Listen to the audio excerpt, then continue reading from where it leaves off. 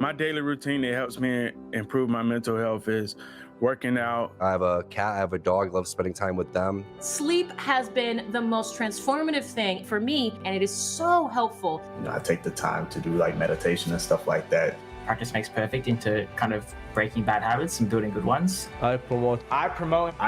Yo promuevo y practico la salud mental positiva.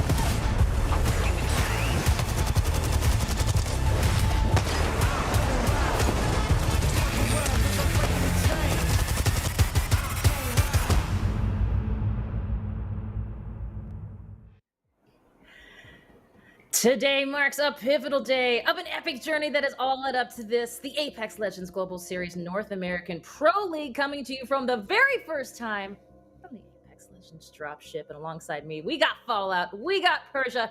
And Fallout, let's start with you as a mainstay in the ALGS community. What are you feeling like as we kick off day one of the North American Pro League?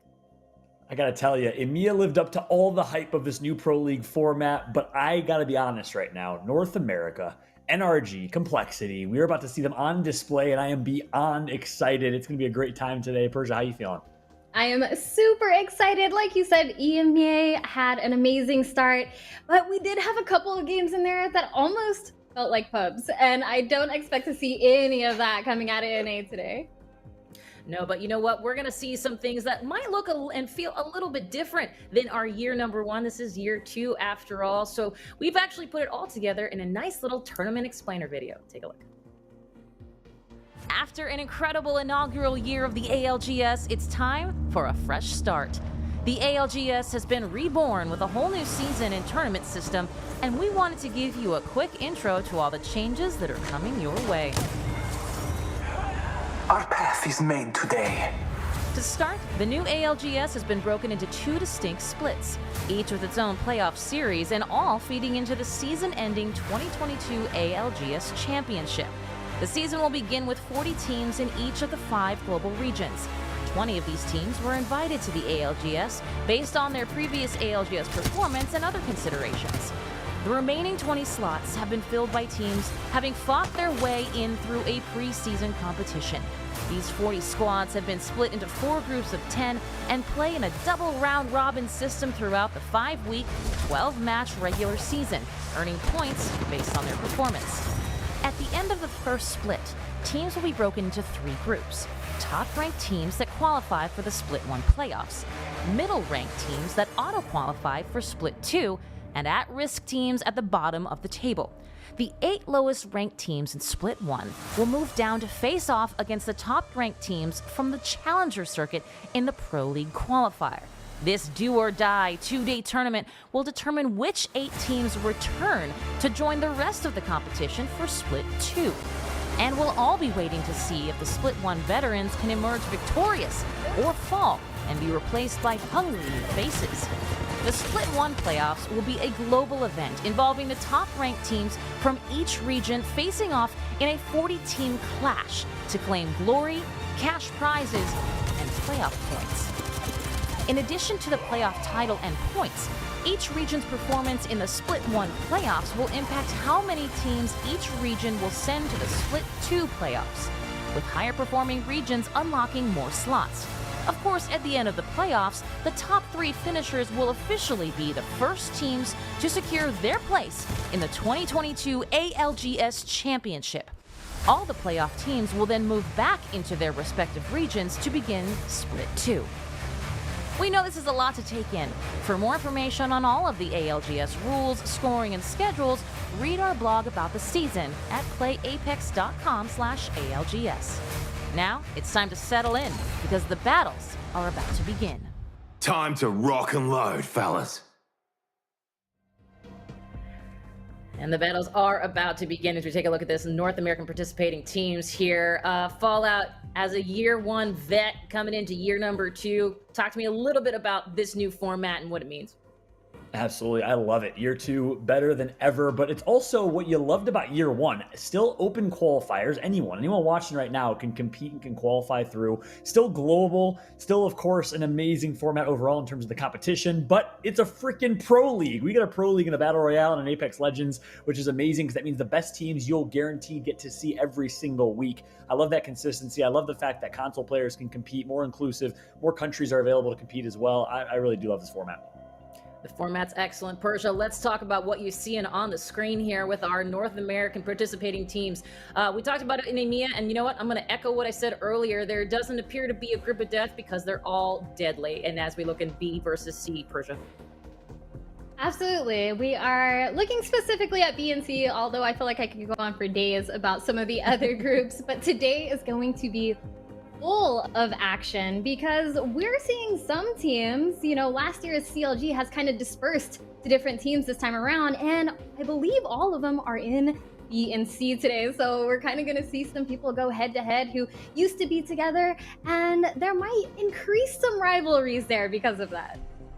Yeah, that's right. And I will say, Kate, Ghost Gaming making their ALGS debut. I'm excited to see what this Ghost roster can do. And of course, we have a lot more to talk about in terms of teams. But the map schedule, you know it, you love it. It's the new and improved World's Edge for the first time in ALGS. We'll have a chance to see this new World's Edge map, which has really showed well in EMEA. It does indeed, for sure. And as I mentioned here, want to follow up with that follow-up. This is a World's Edge map for sure, but there is certainly some more POIs and a bunch other different updates to this map that people are going to recognize here in Pro Play. Absolutely. Saw a lot of changes come through, and you saw that come into effect in EMEA as well. So, yeah, excited to see World's Edge on display here. Wish it was back in ranked. Maybe one day we'll be watching. Ooh. Maybe indeed. Exactly.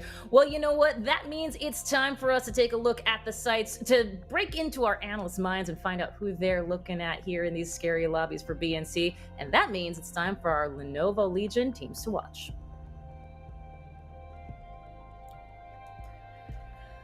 And Lenovo bringing it in for the real thing here and making you both really work for your supper here. Let's start with you, Fallout. Who has your heart today? Who is a team to watch coming in hot for our NA Day 1 for Pro League? Yeah, to be honest, you'd be remiss not to start with the powerhouse team in NRG. How could you ignore them? They dominated the tail end of Season 1, Winter Circuit playoff champions, won a couple Winter Circuit online tournaments, and completely decimated in group stages of ALGS championships. Unfortunately, came up a bit shorter than their expectations in ALGS champs, but of course, we're excited to see what they can do. As we got EMEA on screen right now, we'll see if we can flip that over to NA, but NRG is my team number 1 to watch for obvious reasons. Sweet Dreams, Rocker, Nathan, arguably some of the best slaying power of any team in all of Apex. I'm excited to see what they can do. Persia, walk me through team 2. Yeah, spoiler alert, I put Torrent on here because they've been playing really well. They fight from such weird and awkward angles that you don't expect to work, and then they do. On top of the fact that Yuris is absolutely a powerhouse when it comes to slaying power, and this team is formerly Alpine Esports, which got 7th place last year at ALGS. So I'm really looking forward to seeing what this team does in the Pro League. And the last but not least for me, it's complexity. And my question is, which complexity will show up today and in the Pro League? I mean, this is a team that is a 4-time multi-champion in ALGS, one of the most dominant teams in that Bloodhound era, that Bloodhound meta of Season 5, Season 6, kind of fell off a little bit, obviously much lower to their expectations in ALGS championships and towards the end of Winter Circuit, but no argument, they are the best communicating team, one of the most coordinated teams, and that's thanks to the IGL and Monsoon. I'm excited to see them bounce back here. Excellent. And, we want to thank Lenovo for that. This has been our Lenovo Legion teams to watch here on the ALGS Pro League for North America. And of course, we know there are so many teams to watch, and it's hard, of course, to get down to just that top 3. John, as you said it earlier, used to be 5. So your work has been cut out for you here today. But, we also have been talking as talent about these teams, not just going into today, but also across the board. And as we mentioned, today is only B and C for North America. Tomorrow, A versus D for North America and our EMEA team. So remember that. But I know I've got some predictions here for some of our talent, and I want to double check that as we come into it. Okay, I see there is one very distinct difference. Persia, let's start with you. You went for NRG alongside Fallout. How can you not consider NRG? Like we said before, massive slaying power out of this team. Sweet is an amazing IGL and the type of player who, if he sees a player that is standout, that he has trouble against, he'll run some games with you on his team and knows how to stir the pot on top of that. So I think that type of intel is going to go big in this series. Yeah, and for me, Kate, also NRG, I think Persia said it all, but I love the picks coming through from you and from Gaskin and Complexity. I think it's a great call. And then Onset and Renegades, they get leveled up. They pick up Vaxlon from CLG. CLG obviously disbanding. Vax goes to Renegades, and Lou goes to Sentinels. I think the Sentinel squad will pop off. They're an honorable mention for me as well, alongside Ghost Gaming in their debut. I'm excited to see what they can do. I love it. I absolutely love it. And, honorable mention's a great way to put it. We are actually going to give ourselves just a moment and say, hey, thank you so much for watching. Persia, last thoughts before we jump off into our game number 1. To be honest, I just want to get into it. I could give you all the thoughts all day, but we want to see some gameplay right now. I am ready. And there it is. And you know what? So are we. So with that, I'm going to see myself out and toss it back over to you both for game number 1 here in the North American Pro League. Tourney 1, here we go. Thank you so much, Kate. And everybody in the chat right now, blow it up because North America is about to be live with game number 1. We got NRG, we got Complexity, Ghost Gaming, Renegades, Sentinels. The list goes on. Of course, your favorite, we got Torrent as well. Yeah, we have so many teams, and just like I mentioned during EMEA, the teams that have been playing through the preseason are going to have a little more familiarity with the current state of Apex, but this lobby is definitely going to be stacked. A few other things I'm keeping in mind is the fact that TSM is not in these two groups, which means some POIs might be opening up. Will Benchwarmers decide to spread their wings and kind of take on over other elements of Fragment this time? Yeah, that's a great point. And I think I'm glad you brought up TSM because we'd be remiss not to. TSM Liquid, congratulations, Fun officially gets signed by Team Liquid, and we'd be ultra remiss to not mention 100 Thieves, the champs of ALGS North America Season 1, getting signed by 100 Thieves, making their debut. You're going to, of course, have a chance to watch them tomorrow in their official debut as we'll have Groups A versus D. But this is Groups B and C. We got Complexity drop into their home spot. They always dominate this northern side of the map. And honestly, you don't blame other teams for not trying to contest them because they're such heavy hitters. If you drop near them, they are going to push you. That's Complexity style of play, ultra aggressive, as they're running this Gibraltar, Wraith, and Valkyrie comp. And honestly, I feel like if you don't get a chance to play much competitive or even watch it, it is hard to really understand the power of a team to stop any other team from landing on them. Yeah, that's right. And if you ever just listen into their team comms, you'll understand exactly why. Hopefully we'll have a chance to listen to the Complexity at some point today. One of my favorite things to do, and I'm sure a lot of y'all in the chat agree, is we also take a look at Unlucky. They're going to get trials for free, which is huge, obviously, as Team Liquid traditionally used to drop trials. And that's obviously an opportunity to get some great loot in Human. Dominant Slayer in his own right. Unlucky is going to have trials for free this time because, of course, no Liquid, no other teams that might contest. And Fallout, I think that could shake things up in later weekends during this first split, right? Because we have these teams getting a taste of what it's like to go after these different POIs. If they do well enough, are they going to have the audacity to try to defend these spots in other games and against other groups who are known to land in these places? Yeah, that's a great point. That's what's so cool about this Pro League format, right? We have 4 different groups of 10. It's a double round robin for 12 weeks. So that means every group is going to play each other twice. And depending on what group you're playing, that completely changes your style of play. It changes your strats, changes your rotations, changes where you drop. And here's a good example, team dropping trials. But next time they go and play against Team Liquid in Group A, they might not necessarily do the same thing. Taking out the Prowlers here, easy peasy. Obviously, this makes a ruckus, but at this point, people already know where everyone is landing. They don't really have to worry too much about people sneaking up on them, unless they have a pretty heated rivalry with someone nearby. Usually, that's not the case. That's right. That's the benefit of dropping trials, obviously. Look at the loot. You see a gold shield already in the hands of that squad. Meanwhile, we shared a lot of love and respect for NRG. We shared a prediction, my friend, so we're in this together. You know, ride or die. If NRG can go big in prediction. So far, I'm in only behind by 2 points to Gaskin. You took a little bit of an L with that Alliance pick, which I don't blame you. Alliance is safe. About it. I don't blame you, though. That was a safe pick. Alliance obviously just didn't show up in EU as you'd expected. I was, especially when they whipped out the crypto, I was like, man, I might have a chance here, but it's all good. Yeah, that's right. And that's the one thing that's interesting, too, right? We talked a lot about this in the EMEA broadcast, but for those that missed it, Alliance played with a Valkyrie Caustic team comp early, and much like we just saw there, and they actually game 3 switched and went with Crypto Octane. And that's why I say Alliance, in my opinion, the biggest brain team, maybe alongside TSM and some others, of any team in Apex Legends, is because of their ability to adjust and adapt and change their playstyle on the fly. If you are a professional player in a video game, you should have at least 3, 4, 5 different strats, variations, styles of play, and you should be able to adapt and be versatile. We saw that from Alliance. I wonder if we'll see it here in North America, Persia.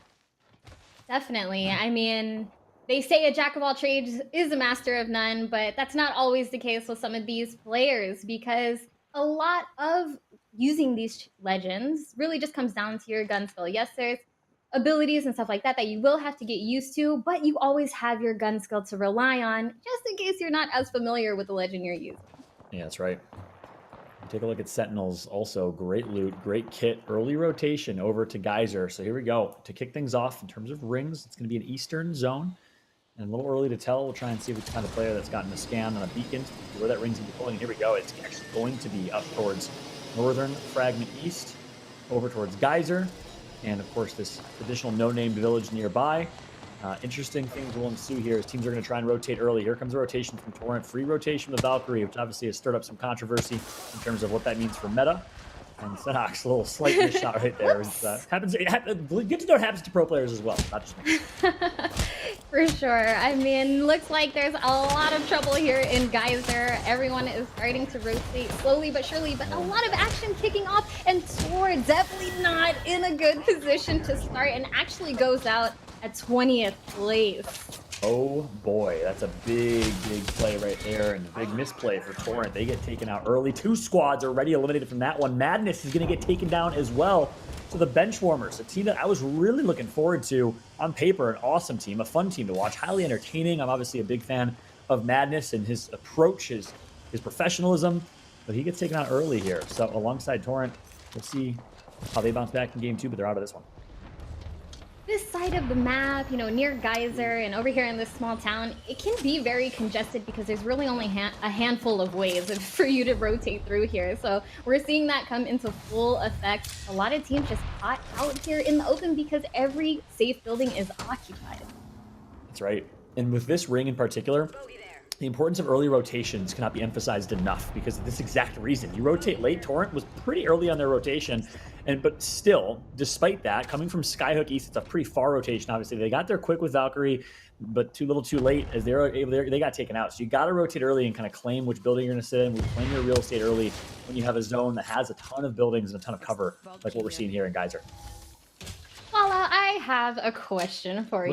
You know, on paper, Seer seems like the type of character you would want on your team to get a lay of the land. Who is in all of these buildings? Can we find our way in? Yet, I really only saw maybe one Seer pop up during EMEA in the preseason. Not too much of him at all. Why do you think that is? Yeah, you know, obviously there was a lot of hype early on, and you know, meta got changed quite a bit, and it was interesting games to watch, to say the least. But obviously with the nerfs that came through, I think they were too strong. And ultimately, yeah, the scan is great, but you get that with the Bloodhound, you get that with some other legends, you get that recon with Crypto, but you get a lot more utility with some of these other characters. So in my opinion, that's a big part of it. I think ultimately the nerfs is what did it here. Energy ammo here. Yep, we've seen major changes from last season's meta to this season's meta, and a lot of it does have to do with the changes we see out of these legends each and every patch. You know, Caustic is making a much bigger showing here in NA than in EMEA, but there's a reason for that. Those late rings, they start getting real stinky and real foggy real fast. That's right. Taking a look here, Sentinels, I mentioned it earlier, but early rotation from them, for all the way from Lava Siphon, I believe is where they drop. And in a pretty good spot. I'm excited to see what they can do. I mean, this is a team that I've always just loved watching, but they haven't necessarily lived up to the expectations that their skill, I think, sets them up for. With the addition of Lou, arguably a top 5 Slayer in North America, I mean, just as good, you got to say, as the Rockers, the Nathans of the world. I'm excited to see what they can do here. I think they will be a top team in the Pro League, but they got to perform. Yep, exactly. It's all about the performance. And this is where it really counts, because every single game, every single point is going to mean so much more than it did before, especially now that they know that even though they are racking up these points, the overall point at the end of the day, and that they'll carry over from weekend to weekend, is what's going to set them apart. That's right. As we take a look at Unlucky, Senpai, Celos, and Inhuman, we saw with some early loot and a good kind of drop spot, they find themselves rotating and are in a pretty decent spot. So you're going to be sitting low ground in the canyon here. Or sorry, the valley is a decent spot to be in overall, but could be a little bit dangerous as teams start to collapse. It can depend where this ring's going to ultimately be going.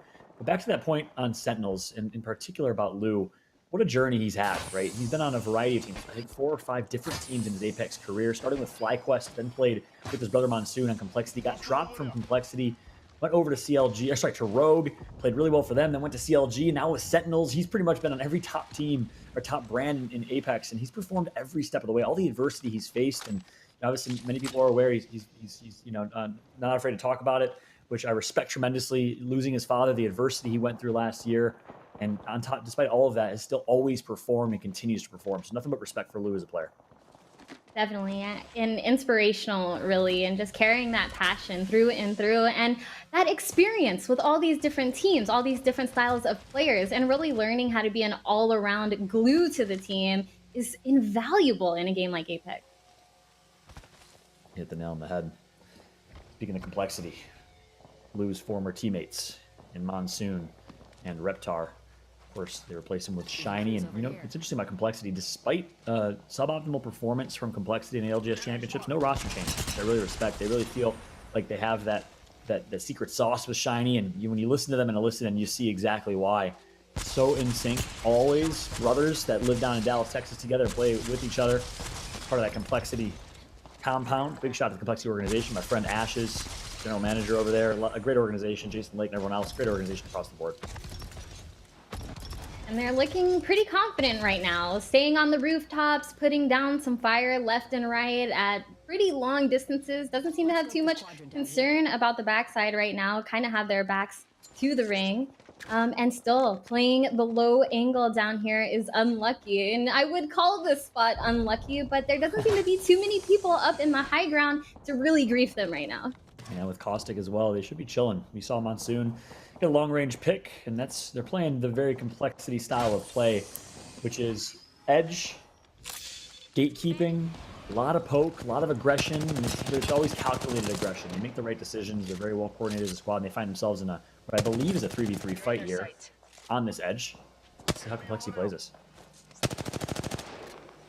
Not pushing in, not going too ham right now, still just weighing their options and trading damage here and there, which is good for leveling up the Evo shield. Reptar gets his purple off of that one and backs up immediately because low-key, I think that's all he wanted.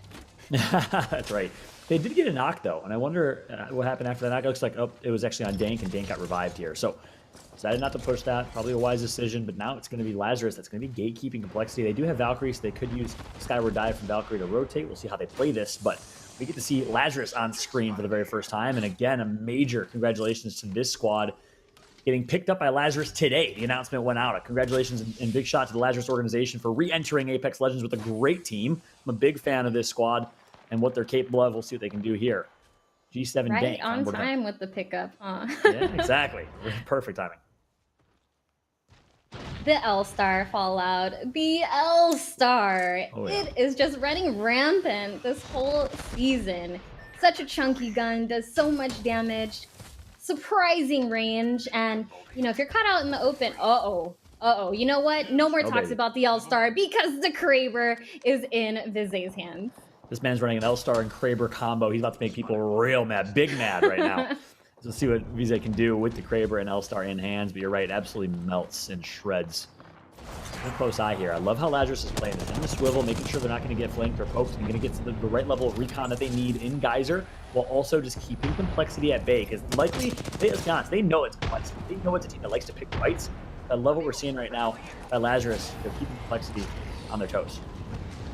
Now over on Era's side, Era Eternity here has some good angles. We see some ults kind of going down, but no one really trying to push. The contrast in aggression right now, but great shots coming out of Stunny with the R301, just trying to peek over, steal some damage where he can, but as of right now, no good line of sight. Yeah, that's right. Bowser, former member of Renegades. Peanut butter sandwiches before then. Playing alongside Stunny and Tech Candy. Obviously, Stunny, that's a big level up for him. And here comes the push. Looks like they want it. Bowser's gonna make the call, and great damage being put in to start. Meanwhile, Lou's gonna get a pick on Kubsky, former member of Flashpoint. Bowser wisely decides to back out, though, because he recognizes there's a third party nearby. This is not a fight that we want to take, because we will be the unfortunate recipient of a third party. Bowser, his life flashing before his eyes right there, but honestly, that is the blessing and the curse of Octane. You can get out of there quickly, which means you can kind of step out, kind of push in, get a little bit of damage and run, but you're sacrificing some life, and a few wingman shots later, you might be dead. That's right. Hambino is the kill leader of the lobby. Ooh. Of Premier. Looking great. Nice shots being put in. Slurpee's going to back out. And that's that get out of jail card that you have if you're Slurpee and if you're a Wraith player. Obviously not as great as it once was when they nerfed it, but Slurpee is able to get out of dodge there. Yeah, it's more of a get out of jail for half price. Yeah, there you go. Thing, exactly. Ain't free. Ain't free no more. I like this team comp, though. Octane, Wraith, very aggressive team comp. Meanwhile, Lazarus, the opposite. They're running Caustic. And Gibraltar and Valkyrie here. It's a Kraber shot. Not going to connect. Who wants that one back? Close, but no cigar. Slowly running out of ammo here. Round 3 is going to start coming to a close. So still some decent amount of ammo to work with on this Kraber, but I don't expect it to be around in the final rings. Yep, I did just see Stunny get knocked by the hands of the likes of Complexity. So here's Complexity now. Look at this wide rotation that they made.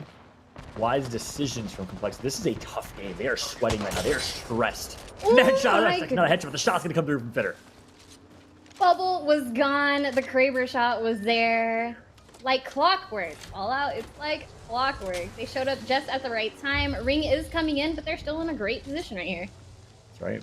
Kraber still in hand. 5 shots. Needs to start being a little stingy, a little conservative with those Kraber shots. You want to save that for late game as a free engage if you can hit a headshot. So we'll see how they decide to play it, but they all have slightly leveled up Evo shields. And they took care of a lot of the garbage that was behind them. A lot of teams that were kind of on the edge there. Nice shot from them. Yep, Noble now, an extremely consistent team, racked up so many points in the preseason qualifiers. These guys know how to get into the final ring. They know how to survive, and they know how to do all of these things, but they've struggled a little bit with clutching out final moments. So let's see what they've done to adjust that. Yeah, that's right. Lucas, no longer Farmer Lucas. He's clearly, he's leveled up. Perhaps now he's an Apex player, so he got rid of Farmer in his name, but jokes aside, shot to Farmer Lucas and the Farm Boys, who burst into the scene in ALGS as kind of an underdog team, popped out of nowhere and popped off with some great performances, and now, of course, secured himself a spot on Noble. He's doing a different type of farming these days, Fallout. Yeah, that's right. No more crops, all the shots, all right? Meanwhile, we got some off-screen picture-in-picture action here, as we do have the Kraber. We can't let you miss it. We got to catch every single Kraber shot as we're keeping a close eye on that picture-in-picture. It's still Lazarus. Valkyrie ult's going to come in. Here's the rotation in picture-in-picture. Meanwhile, on screen with Joe Max, our Mexican team playing and representing Latin America. You'd love to see it. I'm half Mexican myself, so I definitely love to see it. It's always a good time to see that representation. And, look at them. Patient, calm, easy. They're not really making any heavy pushes. They're kind of waiting right now to move in because there's a lot of action going down right below them. Back to Lazarus and that Kraber. They find themselves hiding in every single possible branch, any possible angle that they can have, but they're going to get tagged up. Dank's going to get knocked, and it's looking a little scary. Vize is still alive, and we'll have a Dome Shield momentarily. Should be able to pull off a revive here and another Dome Shield when that cooldown comes down. It's all up to Fitter, though. He has to make a play with that Evo Shield. Meanwhile, back on board with Legacy Mexico. See what he can do. They're going to get taken out. Sorry. They got out instantly. You see, every time I throw some props on a team, it doesn't go well. The commentator's curse is real. That's right. And look at Unlucky flying through and taking out Lazarus, cleaning up his Inhuman. Last alive for his team, actually. He takes out 2, and it's Madness in the kill feed. Keep an eye at the top right of your screen. NRG gets taken out by the hands of Renegades. That is big. My goodness, the way this is unfolding, so much action happening simultaneously right now that we do have to rely on the kill feed a little bit. But we've got W right here trying to play the edge of this rock, and being out in the open definitely is going to call for that bubble. Now they have a few seconds to decide what their plan is going to be. Are they going to try to sneak some shields or some resources before the bubble goes down? Because they don't have much time. That's right. W, the former Cinderella story of the ALGS Championships, My Little Phony. See what they can do. We got Rolla Theory making their debut in ALGS. Renegades, look at this spot from them. A slight god spot here on high ground and putting in great shots. Pow Pow knocks Phony, and they are just cleaning up. Renegades, in my opinion, one of the best positioned teams to win this game here. Look at the zone at the top left of your screen. Easy rotation for them on high ground. Renegades, well suited. Absolutely. It's looking solid for them right now as everyone else down low is just really going through it. Sniper shots coming out left and right. I feel like we see a little bit more sniper action over here in NA, which makes it even more difficult to kind of play these low ground areas in these tight little spots that can be easily exposed by any pixel. So it's going to be interesting to see in the closer and smaller rounds, though, if the sniper game really pays off. That's right. We got Rolla Theory. I talked about them. rookies to the ALGS scene. Maybe are they the next aim assist? A team of 3 controller players that started grinding, worked their way up, see what they can do. Amaze getting some good shots in, but it's a rampage. That thing shoots hella slow, and it's an LMG, so long range, you're not going to connect for a whole lot. Unfortunately, Amaze gets actually knocked and punished. So not looking good for Roller Theory right now. It's going to be Wraith who's trying to get out of dodge. Meanwhile, Complexity still alive. They're going to take out Renegades, who is in such a good spot. Complexity is looking so strong here, Persia. And just like that, we thought Renegades had it all. We thought they were looking solid, but Complexity here really fighting through the fire and the flames. One left, Reptar drops down. Drake's got the shield swap. How smooth was that? Is still alive, but for how much longer? Truly. That is the question. That was one of the smoothest shield swaps we've seen. Clutch shield swaps we've seen under pressure. Reptar stays alive, but finally gets taken out. You just saw from Crust. So we know Sentinels is still alive. We have Noble still alive. 4 squads remain in game number 1. And what a start it's been, Persia. Really, I mean, look at this positioning from Noble. We talked about it a bit earlier. They definitely know how to survive. They know where to play, and they secure those places early. We just need them to clutch it up. And so far, it's so good, especially with all of these wingman shots connecting from the heavens right now. Impulse, formerly known as Impulsive Dreams, getting some good wingman shots across map. Lucas, Farmer Lucas on the far right flank. I like this teamwork. I like these angles by Noble. And meanwhile, Sentinel still doing work. We'll have to keep a close eye on them. Senior Service, a team I had on my radar, as No Cocoa Puffs makes his return to competitive Apex. It's been great to see. Gets signed by TSM, leading this team now and looking great with this squad. Senior Service has a chance to win it. Senior Service, definitely a shout outs to No Cocoa Puffs because I've watched plenty of his hilarious videos while learning Apex, and it's just facts. He spits so many facts about a lot of these guns. Always a great time, and definitely excited to see him in the Pro League. That's right, great people as well. So it all comes down to this. A triangle of squads here. We got 3 teams remaining. Sentinels, Senior Service alive, and it's Noble on high ground, but it's a central zone. So again, top left of your screen, the zone's going to be pulling to the very center of that line, which doesn't always happen. This last zone closes in really slowly and can pull any direction or any area in this last circle, but this time it's going to be center circle. I think all 3 of these teams are going to be forced to fight. Should be interesting to see what they decide to do here. Noble has a good amount of time up here on the high ground. The team to the bottom left of though might be their biggest problem. I almost want to see if they don't have the busy ult. If they did have the ult, I was going to say they could flush them out, but that's not going to be the case. They're going to have to play this one really slow. That's right. That would have been huge to have. You usually want to save that, give you ult to late game, but they probably had a reason that they had to use it earlier, so no Gibraltar ult for this team. Other teams may have it. Bloodhound not going to be great in this late game necessarily, but they do have high ground. They're taking every bit of advantage they can, but look at the team fire coming from low ground from Sentinels. They absolutely beam Rakanishu of Noble, and that opens up an opportunity for Sentinels to close this.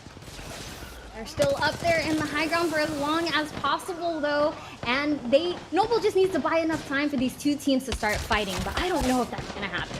No, definitely not. Impulse is knocked as well. That's going to be it for them. It all comes down to this 3 versus 3 fight. Sentinels versus Senior Service. The wide right flank. The great 88 shots going to be through from Senok. And just like that, but Noble's still alive. One member of Noble is leaping into a 1 versus 1. It's Lucas. Farmer Lucas is alive versus, I believe, Senok of Sentinels. Lucas gets a couple good shots. Ava 8 is going to do absolute work, but he's not finishing through. He's going to get taken out. And Sentinels wins it. What a game number 1. Noble almost steals it under the nose of Sen.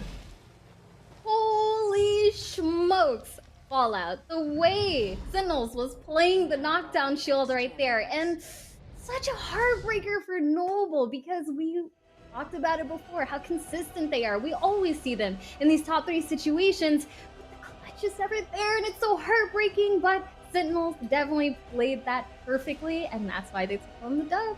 That's right. What a game number 1. My heart's beating like it's the ALGS Championships again. Like I'm watching 100 Thieves take the dub. This is insane. It's the first game. I should be losing my voice. I don't even know what to say. Crazy start. And we got the game 1 results already ready for you. Look at this performance from Sentinels. 20-point game for them. What a start. 20 points. First place. Highest on the list in kills. If that's not making a statement game 1, I don't know what is. That's right. Noble right behind him, though. Good showing from them. They get 15 total points to their name. Senior Service, though, with the Elevate logo there. But Senior Service, 14 total points, a great start. Complexity, we saw them make something out of nothing, honestly, having to rotate all the way from the north side of the map. Tough rotations, really under pressure the entire game. They still perform and are in 5th place as a result.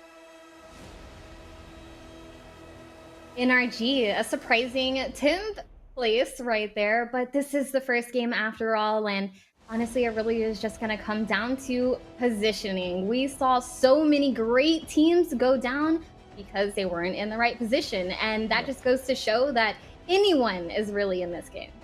That's right. And one thing to keep in mind that's important here to note, Noble, I believe, drops in Geyser, so that means they had a very, very favorable zone. They played their zone well. Sentinels, who ended up taking it, well, they dropped, I think, in Lava Siphon, so a fairly close rotation for them as well. So it just goes to show the importance of rotating early, but also, you know, zones, when you have an opportunity in a game to have a zone near you, you got to capitalize. Both these teams did. Yep, and something else interesting about that too is that Noble does land in Geyser, but we saw them rotate out pretty early, and I wonder if that is because they noticed that the ring was coming to their location, and it can be a little bit dangerous like we saw before. That's right. Take a look at the overall leaderboard. Shouldn't be too much different than what we saw before, and that's going to be the case here. Sentinels in first place at 20, then Noble, Senior Service, Premier, Complexity, Roll of Theory. What's up, controller players? Represent. 7 points. Right behind them, Renegades. Onset's pick looked pretty strong, but got taken out relatively early, and then you said it. We got Lazarus, Unlucky, and NRG in 10th. But this is only game one. I'm looking forward to seeing the adjustments out of this team because honestly, that's the most fun part, right? We see what happens in game one, but how these pros react in game 2, 3, 4, 5, and 6, that's where the fun begins. That's right. It was a hell of a game one, though. Not going to lie, as you can tell by the fact that, you know, I kind of almost had a heart attack. Crazy game one, crazy start. If that's a sign of what's to come, well, it's going to be a crazy day, my friends. Welcome to the Apex Legends Global Series Pro League inaugural kickoff for North America. We're going to jump to a quick break. When we come back, we got Onset, we got Gaskin, we got game number 2 right after this.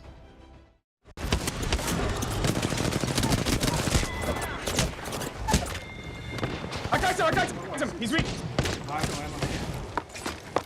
He got the armor saw.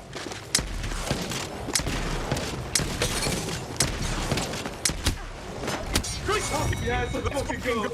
Good shit, Chris! Oh my god. That fucking sucks, man. That fucking sucks, man. No fucking... Monster Energy, the official energy drink of the Apex Legends Global Series.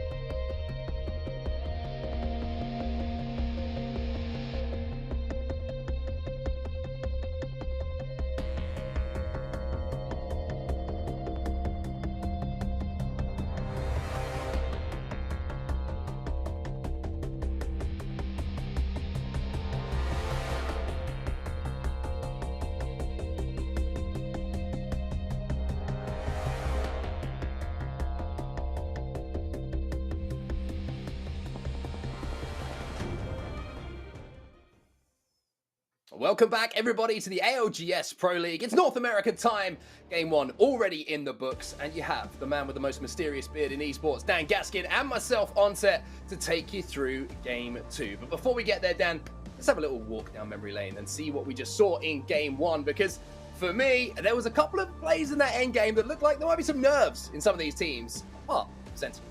Yeah, Noble held arguably the best spot in the game throughout the majority, ever since they moved up to the Hill House, had the game in their hands, and they did throw it away. I think they'll look back at that one, they'll want it again. You heard in the communication, Sentinel was even surprised that they were able to take the victory. I think they said something like, this player really sucks, which, you know, you always throw out that trash talk when you're going to beat someone in a 1v1 regardless, but I think Noble will be biting at the bit to try and, well, have another go at that, a little bit of revenge later on. But a few questionable plays here and there from certain teams.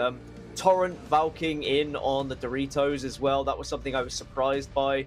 Basically just taking a 50-50, and in the end they ruined their game and the other team's game, and I want to see less of that. I want to see a bit more strategy when it comes to landing. They could have probably just traversed the map normally and got like a similar result. So I don't know, Valk is still a questionable one for me, but certainly there were lots of highs and lows in that game. Yeah, it felt like a little bit of a nervy lobby to me, to be honest with you, for the first game. And no surprise to see that. The only man who had ice in his veins was Crust in those final moments, hitting the big shots with the PK. And the fact that he had to reload as well. Plus, he got the comments from his teammate that there was an armor swap coming in. I'm not sure if that was true or not. That's just added pressure on your shoulders. When you ain't got any bullets in your gun, when you ain't got any armor yourself, and you just hear in your ear, he's just got an armor swap, you got to hit big shots, and that's exactly what he did. Yeah, that's almost like something I wouldn't want to hear from my teammates. Like, they're just like, yeah, I already know, like, this is difficult, why make it worse for me, just let me focus.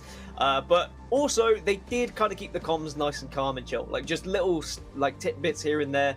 He's had an armor swap, or he's low, things like that, rather than just screaming, like, oh, he's late, this one's down, this one's down, he's on 1v1, just let the player do the work. He did the work, won the 1v1. They get the points on the board, and it's a nice early start for Sentinels. I think they'll be delighted with that one. There were at times they were probably thinking, okay, is this even winnable, looking at where Noble currently reside on the map, but they got it in the end. Now they can move to game 2 with lots of confidence. Yeah, Noble had to drop at some point, and I think when they had the shots being exchanged between the two teams, they thought maybe that was their chance to push, but it was just a little bit mistimed. The late bubble from Sentinels, the latest bubble of the two teams that was down on the low ground, gave them that opportunity to kind of reset for just a second before they managed to get those kills on board. And for Sentinels, that's huge. I mean, I love this new Sentinels lineup. I have to be honest with you. Retzi obviously retiring from Apex. We love everything you did, Retzi. You're one of my favorite players to watch. But Lou coming into that team, there is a stupid, that almost unfair amount of mechanical ability on that team. The important thing for them, though, is the vibes in game. Are they communicating in a positive way? Are they pulling off the things that they want to do? After a Game 1 victory down, this is the kind of momentum that Sentinels could use to really storm through the lobby. There are teams like that, aren't they? That they have their high highs and they have their low lows, and certainly Sentinels, now they have that high, you think they can carry the momentum through to the next games, but it's whether, if one mistake can suddenly bring that vibe back down again. We did get the kind of the opportunity to witness a lot of these teams who did make roster changes throughout the off-season during like arena tournaments, so we got to see the communication, we got to see what the mood was like, we got to see what the teamwork was like and the chemistry, and certainly Sentinels were one of those teams that I was like, yeah, they could be the real deal here. Not that they weren't the real deal before, again, echoing the words you said, but certainly adding a player like Lou just brings, I don't know, something a little bit extra to this team, a little bit of spice, and I'm very excited to see how they progress throughout the next 5 games today. You had the spice in the comms at the end, and rightly so. You can say what you want at the end of the game if you win it in a clutch 1v1. That's how I see things anyway. You win it, you're allowed to say what you want, but it was a magnificent performance and a clutch moment from them. And to be honest with you, when you look at the lobby and you look at some of the notable teams, so to speak, that were invited into the Pro League, they were the ones who were there in the endgame, Dan. You had the likes of Complexity playing down on that low ground. Pretty good game 1 from them. You had the likes of Renegades involved as well, and of course you had Sentinels right at the end. NRG may be one of those teams who didn't quite make it through to that end game. They didn't quite get into those final battles, but as far as kind of seeding in the lobby is concerned, it seemed like the biggest teams were the ones who turned up in that game number 1 as we head towards game number 2. Certainly not as many surprises in game 1 as we had in EMEA. We saw a few more playoff teams kind of show up and be like, hey, we're here to party. We don't care if you were invited. We're going to be the real deal. But we jump into game 2 then. NRG is who we're going to follow for now. Certainly in game 1, for the majority, it seemed like there weren't too many early fights. People were able to get POIs pretty cleanly. There was a few scraps nearby, but no direct contests. So that will be pretty good news for those in North America. this is about the closest you're going to get for a fight, or at least that's what we had in game 1 anyway. Yeah, it's POI to POI as well. Yeah. You know, that's about as good as you get. However, a little bit of early damage there from Sweet, just letting the team over at Harvester know that NRG are in control of staging. There was a thought in my head that maybe there might be a bit of contesting over at staging early on. A couple of teams that like to land over here, but NRG are probably quite rightly so. The respect being shown, and they will be in control here. NRG also taking this low ground and just moving up as much as they can at the moment, as they will do for now. But we are going to see the zone in a few moments as well. Hopefully we can get a beacon as well to give everybody who's watching at home the best indication possible of where we are going to see that final zone closing. And hey, Nathan, you got white armor? Hey, look, it just turned purple. That's a good magic trick. There we go. There's a circle for you. It's just going to be just south of Skyhook, north of Fragment West. A nice little area to play. Certainly you could go for the tunnels if you wanted to go for the tunnels, but it's going to be difficult to rotate for those teams who are on the far southeast side of the map, particularly Dome and Lava City. You want to try and be rotating early. This is where the Valkyries are going to come in handy. We did see one kill in the kill feed, but I think it was Scissors going down to Synced, or maybe the other way around. I can't really remember now because I went a little bit southward with where I wanted to go with my point. But either way, a player has fallen, and we'll have to see whether those 2 remaining players will be able to get that one back up, or whether we're going to have a nice old situation where we get a full 20 back on the board. Well, the building which is going to have the highest value, so to speak, in the nicest neighborhood with the nicest coffee shops and lovely walks and surrounding areas is going to be that Beacon building, which is outside of the tracks, just in the train station just to the north of Fragment West. That's where teams are going to try to want to control and try to get to early. It's going to be difficult for teams rotating in late, though. Valkyrie might be one of those legends who does have an effect on this lobby with some late landing coming in, because there isn't a huge amount of playable area. I'd expect a few teams to maybe kind of stack up in Fragment West, but it's going to be a difficult rotation for those teams out of Frag West towards that end zone. Yeah, we're going to see people taking the risk of Valking early-ish, but that could be argued as less of a risk than Valking late, because there's more likely to be teams there the later you go on. But at the same time, you go into such uncharted territory when you Valk in. Yes, okay, she's going to, ping those players as you approach them, but sometimes those players are going to be hiding in buildings. They're going to be out of view. It's what happened to Torrent in that previous game, but Lazarus are going to be making their move over towards Fragment, and they'll just hope that they don't have to land on a team here and take a 50-50 fight. It should be safe for now. I don't think too many teams would have made their rotation as yet into Fragment West. You can see just on the scan, nothing really popping up. Sentinels, they're taking their time a little bit more here, and I think that they realize this is a tougher zone for them to rotate to, and they don't have the Valkyrie as well, so it's going to be kind of a classic edge game here from Sentinels, and you can play like that. It's recognizing that this isn't a zone which is A, got a huge amount of playable space for them, and B, they've already got points on the board, so they can kind of just play for KP around edge of zone, to have that hermit crab approach of taking a team out who's in a fight, taking that spot and kind of slowly slithering their way towards that end zone. Yeah, and they will find success playing like that for the most part. It's just if someone else gets involved in a third party, if they just happen to have to take a fight because someone pushes them and then a third party comes to spoil things, that's the only thing you're going to be concerned about. But I think most people are concerned when that's the way that certain people play. Well, let's have a listen in with NRG now. Not the best game one for them, but not the worst one either. So let's jump into the comms, see what Sweet's got to say.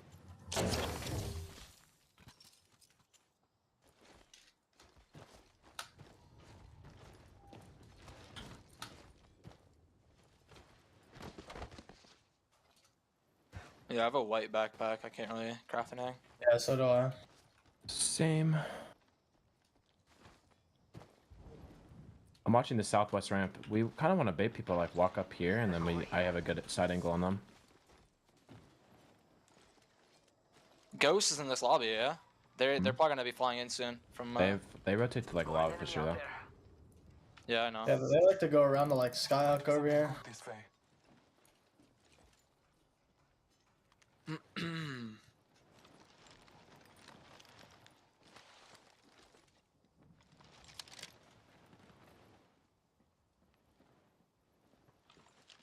Well, it's season 2, Dan, but the curse of me calling for listen-ins, still very much alive. Very quiet one there from NRG, and not too much to communicate, to be honest with you. You can see what they're trying to do, just play around that beacon, get the information they need to, and then just use this high ground to catch any teams on the rotation. We did hear the knowledge, though, of the lobby in general, just like, Ghost is in this lobby, right? We know where they're rotating from. We think they'll be diving in soon, but they do like to rotate around this way. You can tell the research has been done, the scrims have been played, and it's just about being aware of every team that could potentially be in your lobby or that is in your lobby when it's down to groups. And of course, B versus C at the moment, but A versus D tomorrow. B will eventually play A, B will eventually play D. You need to be prepared for all variables. And that was just, even though it's very small communication, just certain things that come in that are also very important that all the team is aware of. A couple of teams are stacked up at the moment inside this building, inside West Fragment. You can see that Max is trying to maybe get a few angles. However, he's got to be careful here, because if he doesn't get the angles right, especially with white armor, he can find himself on his back very, very quickly. So this is where you're going to see a few teams stacked up, as I said earlier. Where you have the high ground advantage over anyone who is moving in. They also have roof control, plus they have Valkyrie as well. So if they can hold off these teams from below, we'll be able to make a late move in and kind of take to the skies and avoid that treacherous uphill walk they'll have to take otherwise. I was about to say we're back up to 60 players, but one player has just been knocked as I was going to.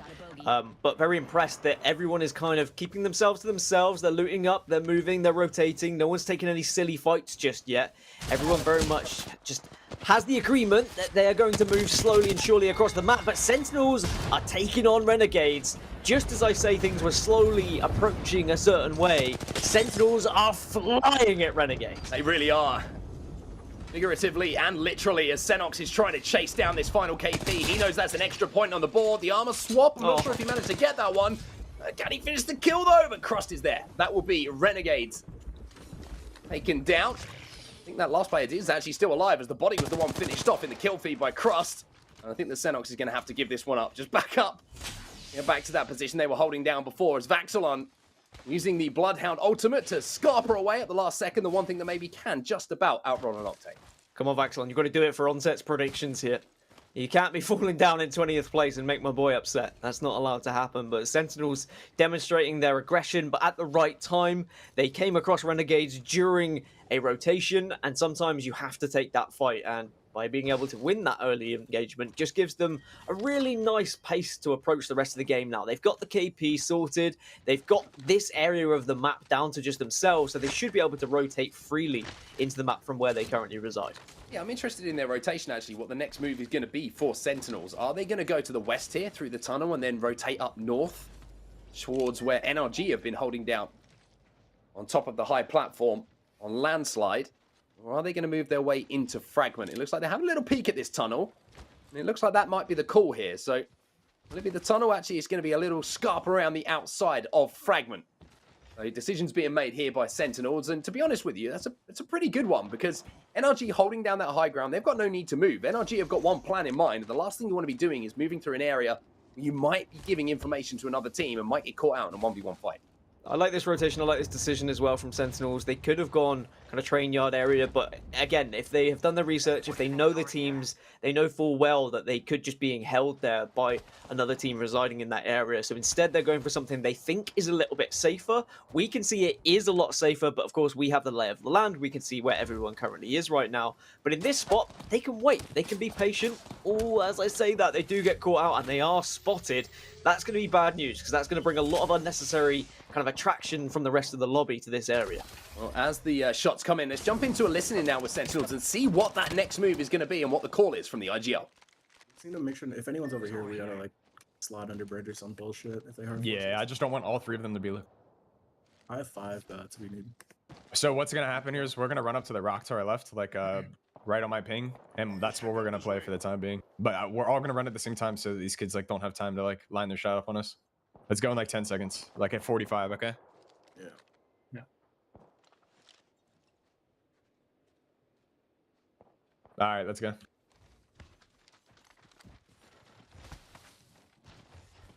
Really not trying to waste meds on that shit. It's a waste of time. I was gonna say any universe I can play the choke, but I can't. We just have to stare at the choke from here, like bonus.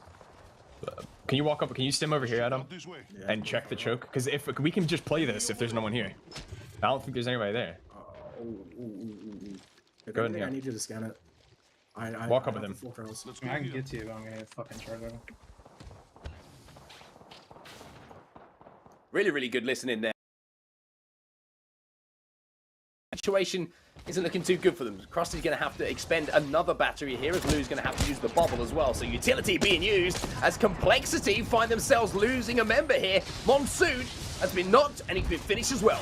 Yeah, Reptar desperately trying to assist Shiny, who's going to be stuck between a rock and hard place, is going to be able to portal away, but Monsoon getting caught out is terrible news here for Complexity, and the last two remaining players are probably just going to have to escape without even going for the banner here, and that already puts you on the back foot throughout the rest of this game, because you're in a 2 versus 3 for every fight. Maybe you can look to try and re-peek and grab that banner, but looking at where it is, you're probably just leaving Monsoon for this game, and you've got to do what you can do as 2 players. Yeah, a little bit different if you've got the Wraith still alive, but it looks like Reptar might be making a late move. We'll have to see how this one does play out. This was the actual fight itself as we take a look at the replay as Slurpee G moved in, and he was the one to actually get that knock as we see more fighting going down. So a lot of teams starting to get involved with those fights down, but as we did see from the numbers popping up in the top right-hand corner, still 20 full squads still alive. I should say with a couple of players possibly missing, 7 players missing. As I say that, we go back to live and we've lost our first squad, but the fact that Zone 2 is closing now, we're about to hit Zone 3, and we've got so many players and teams alive, is showing how the pace of this lobby has kind of found itself, and how everybody is playing for every single inch of grass that they can find. Complexity were hoping that that team was going to retreat far enough they could have grabbed the banner. They were watching it, eagerly hoping that they were going to be able to dive in, but I wonder whether they know they're going up against another 2. If they were watching the kill feed, they probably would have realized that, yes, there was one player who fell. It was during that initial skirmish that the team also went down. So I think they were attempting to third party at first. Didn't really work out. SXG did take down a member of their team, and now both teams are lesser off because of it. The only difference, SXG have the banner. They can just deploy that, they can get the beacon on the go, and they can get that player back up to a full complement of health. But it's just whether this draws unnecessary attention to them now. A lot of pressure here on ZNM just to hold off these teams and these players who are looking at that respawn, seeing it lighting up in the sky and thinking that's an easy KP for us if we could take advantage. Not quite as easy as it used to be, of course. Now you can drop in with those white Evo shields, but Evo shields are one thing, get them removed by a longbow is another. ZNM's now forced to back up. This is a pretty tough situation to try and play for them. Here's Lazarus now getting involved and trying to force their way in to the bottom of this building in Fragment West. The ult goes down. That's going to buy them a little bit of time to reset as they took some damage. Yeah, you speak about tough situations, but being stuck on the outside of this building with your back to God knows what, having to force your way in. So you really need to get that Caustic ultimate down. The Caustic needs to then go and claim the territory from the other team. This is exactly what Dank is doing at the moment. All those barrels just making sure they claim this area, get rid of any other barrels that are currently in residence, and then you expect a team to be above you at this point. Maybe even 2 teams above you when we're looking at this zone and where things could be pulled. The scan will give the information away as to where they are, but Lazarus have at least made this work for now. We have Valkyrie as well, so we mentioned earlier, still they will be safe for the next zone, but have the ability to use that skyward dive to get over that upward run, which is going to be very tough for the likes of Era Eternity to make. They're going to use that jump pad to go up to the top, and it looks like they're going to actually get very aggressive. The bubble goes down as well. It will be exchange, and now the team down on the bottom floor might be interested in having a little look at this if a knock does go down. Everyone having a little sniff, just keeping an eye on that kill feed and just having a little listen to see whether there's a lot of damage just ringing around these buildings. But for now, Era Eternity are on the very tippity top of this building and will very much hold the priority zone for now. They can do some damage to those who are oncoming from elsewhere, inside or outside the circle, and they can just keep tabs on who's below them in the building. So they're not in a bad spot, that's for sure, but W are in a very nice spot right now. The only bad side about being here is there is probably a team above them, and if they do give away their position, they may be dropped from. A very playable area here, but have to be careful of your angles, especially with still 19 squads alive here, by the way, ladies and gents. And with 14 seconds remaining on round 3 closing, I said there wasn't a huge amount of playable area. Well, call me corrected, because they have somehow managed to find themselves in playable areas. But as we say that, now we're starting to see the kill feed get a little bit more interesting. Reptar picking up a knock there onto Protectful, excuse me. Slurpee G is now the kill leader in the lobby with 3 as Roll Etheria just trying to hold out these teams. Remember, making a tough rotation from Skyhook. One of them is NRG. Slightly different to the game 5 of EMEA earlier, where there was only 10 teams left in Zone 3. Whereas we know North Americans, they're purists. They like to play this game to its core. And I love to see it as well. Still 19 squads. Tempest will get down by Nathan and finished as well. But now SXG elsewhere are pushing in, trying to get a little attack on the go. Protectful will fall down to the shots of the Mastiff. And now the rest of the squad will just hold under these train tracks here, but need to hold together. Because when this bubble runs out, they could be in a little spot of bother. Looks like they've pulled on just fine for now, but back to NRG, and oh god, this is an absolute carnage that's unfolding. That's the banner.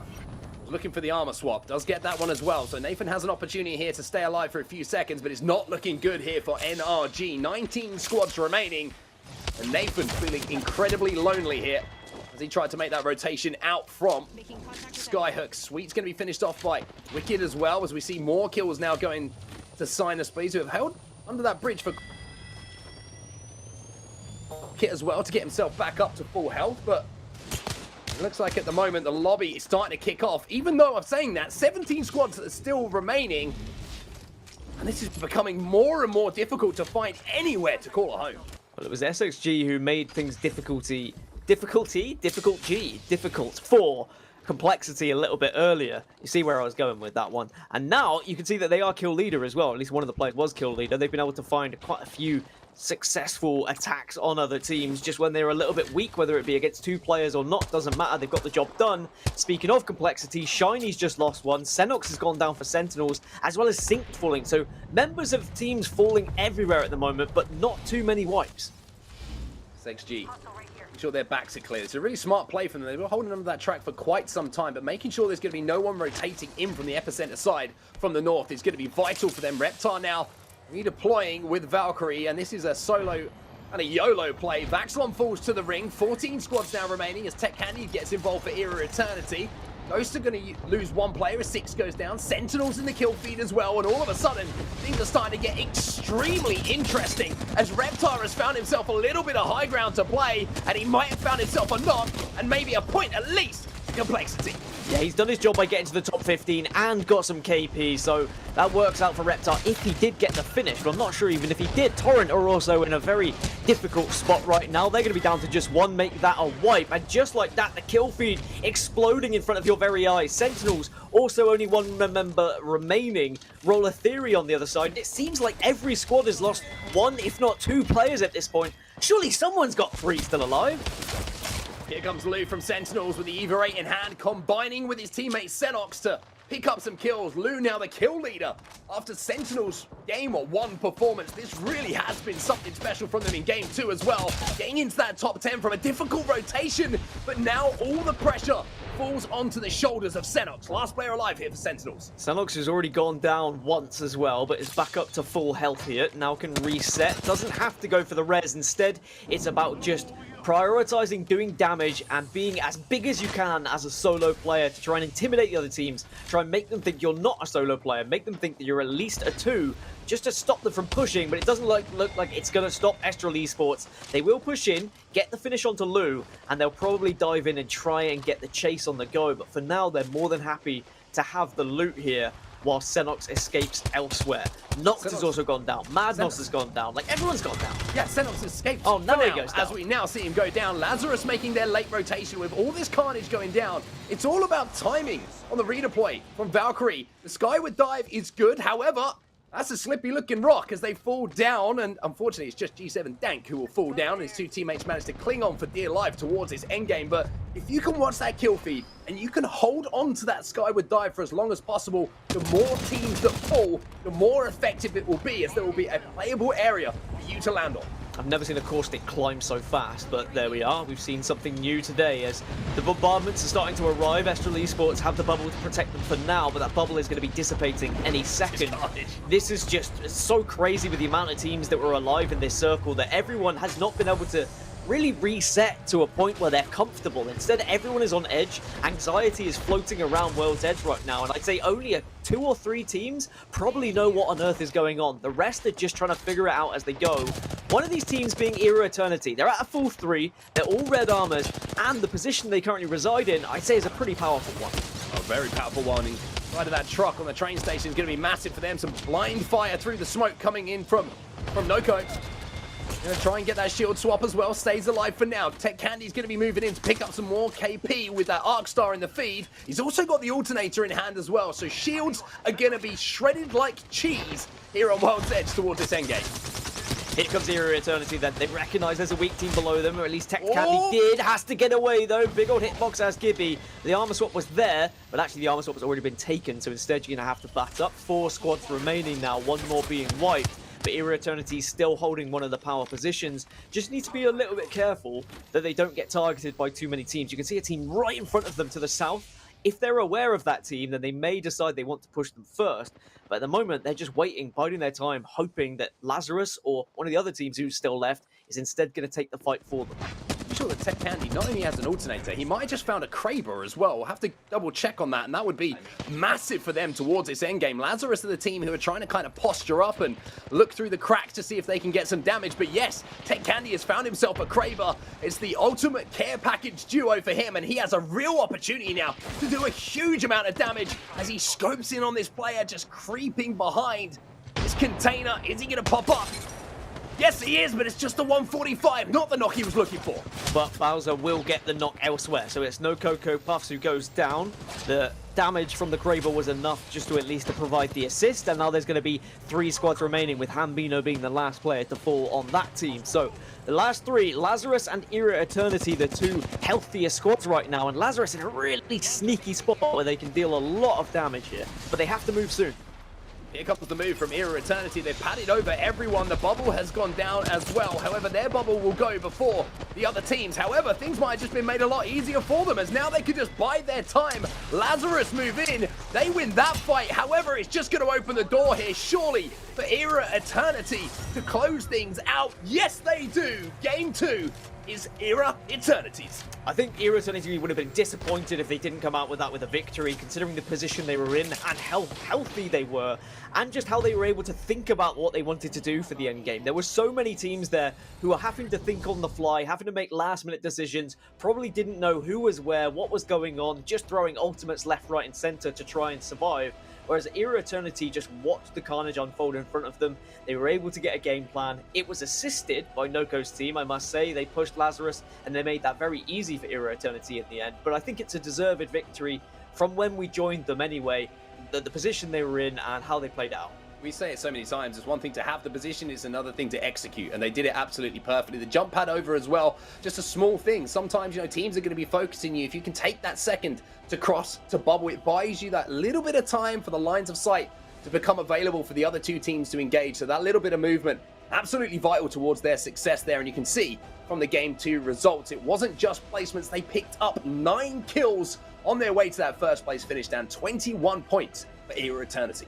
You can understand why Senior Service went for that play to try and at least push Lazarus. They recognized that they were kind of stuck in a difficult position where only 2 players were up at that point, so they had to try and at least wrestle away a 2nd place or pick up some KP. If they had just hid where they were, they would have been focused by both teams in the end, and they would have come out with the same result anyway. So they did take a risk. Yes, it helped Era Eternity, but you can understand why they did it. As we go further down the leaderboard, Sentinels, they did pick up 8 kills. Despite they didn't get the placement, they certainly got the points thanks to those 8 KP. So they'll still be climbing that leaderboard. They'll still be at the tippity top, you'd imagine, even despite Era Eternity getting the W there.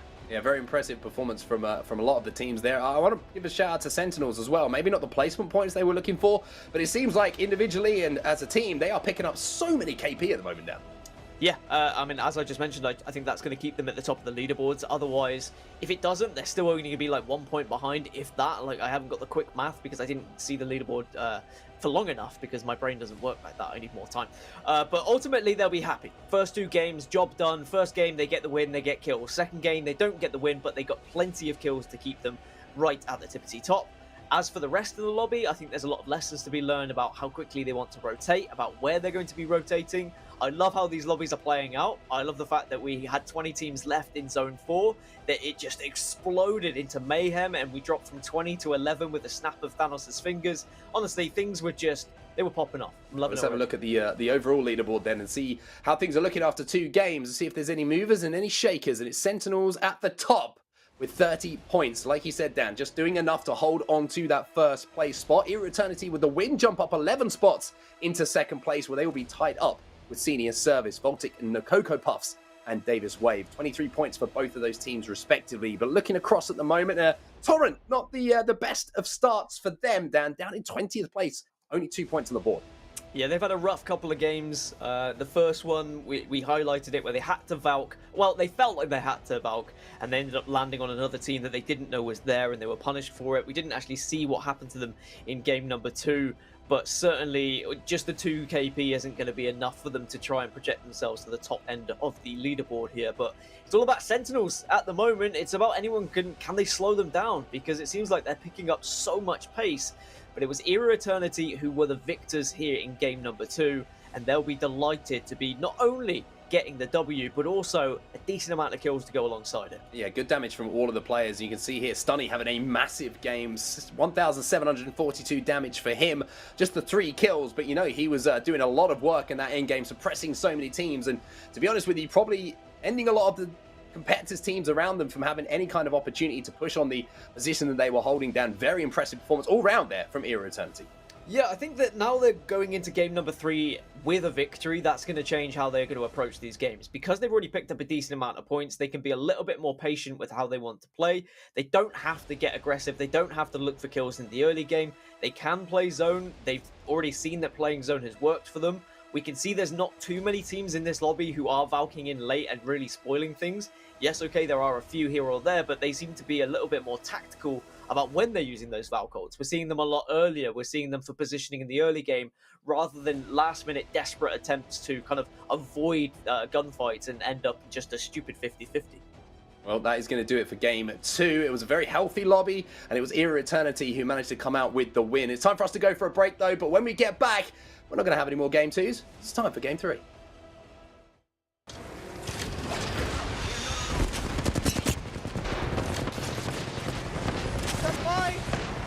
Hold up, wait, move together. Aim that. Can you crack? Right here, cross. Right here on my ping. Guys, let's fucking go, baby! Let's go. Good shit, boy. Good shit! Good shit.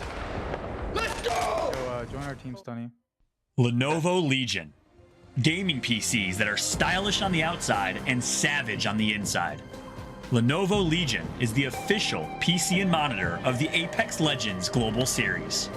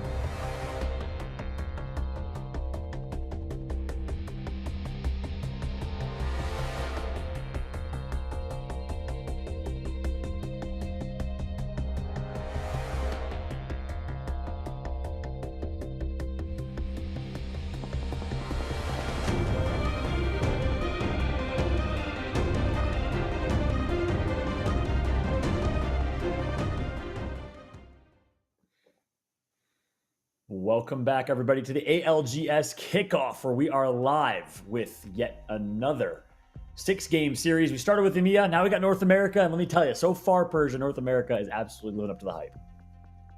How many squads did we see still alive that far into the game? Absolutely amazing, different pace that we've seen so far, but also we got to talk about Era at the end of that game. Talk about textbook third party, textbook plays on how to secure a dub. You let the other people do the hard work.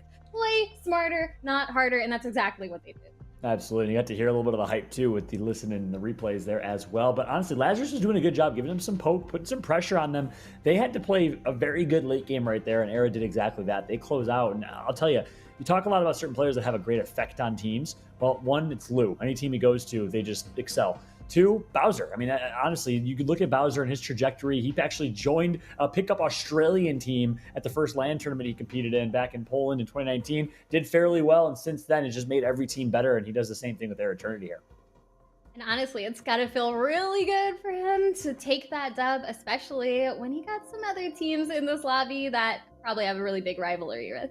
That's right. And one of which might be Renegades, no longer on that Renegade squad. So. Not naming any names. Just kidding. Definitely Renegades. That's right. Renegades, of course, picking up Baxlon. And as a result, right now, it's Air Eternity has the last laugh as they are on top of the leaderboard. I'll take a look here. Second place with 23 points. Renegades, well, they're all the way in 11th place with 7 points. But we got a lot of Apex to play. Our prediction, NRG, also not faring very, very well so far. What do you think in your eyes is going wrong with NRG?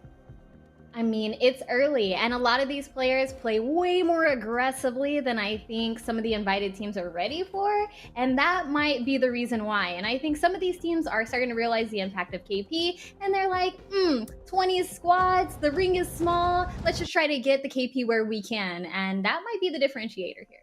That's a good point. On the flip side, one team that is certainly showing up, it's Sentinels. Lou, we talked about the effect he has on teams. What's going so great for Sentinels? I mean, their positioning has been really, really good. They've been putting down damage where they can, but not really fully engaging or putting themselves in bad situations. So as long as we see more of that, then we're going to keep seeing the consistent Sentinel play that we're used to. Nailed it. And their ability to pick up kill points is also helped them stay in it. Of course, game number 2, they got 8th place, but they picked up 8 kills, and that keeps them well ahead of the competition. 30 points. Sentinels with Lou off to a great start here. The question is, can they stay consistent? We'll see where the ring is going to pull here. We'll be on the south side of the map where Sentinels lands, and Lava Siphon will be another northern ring. We'll find out as we jump on board with Era Eternity, dropping over towards Fragment.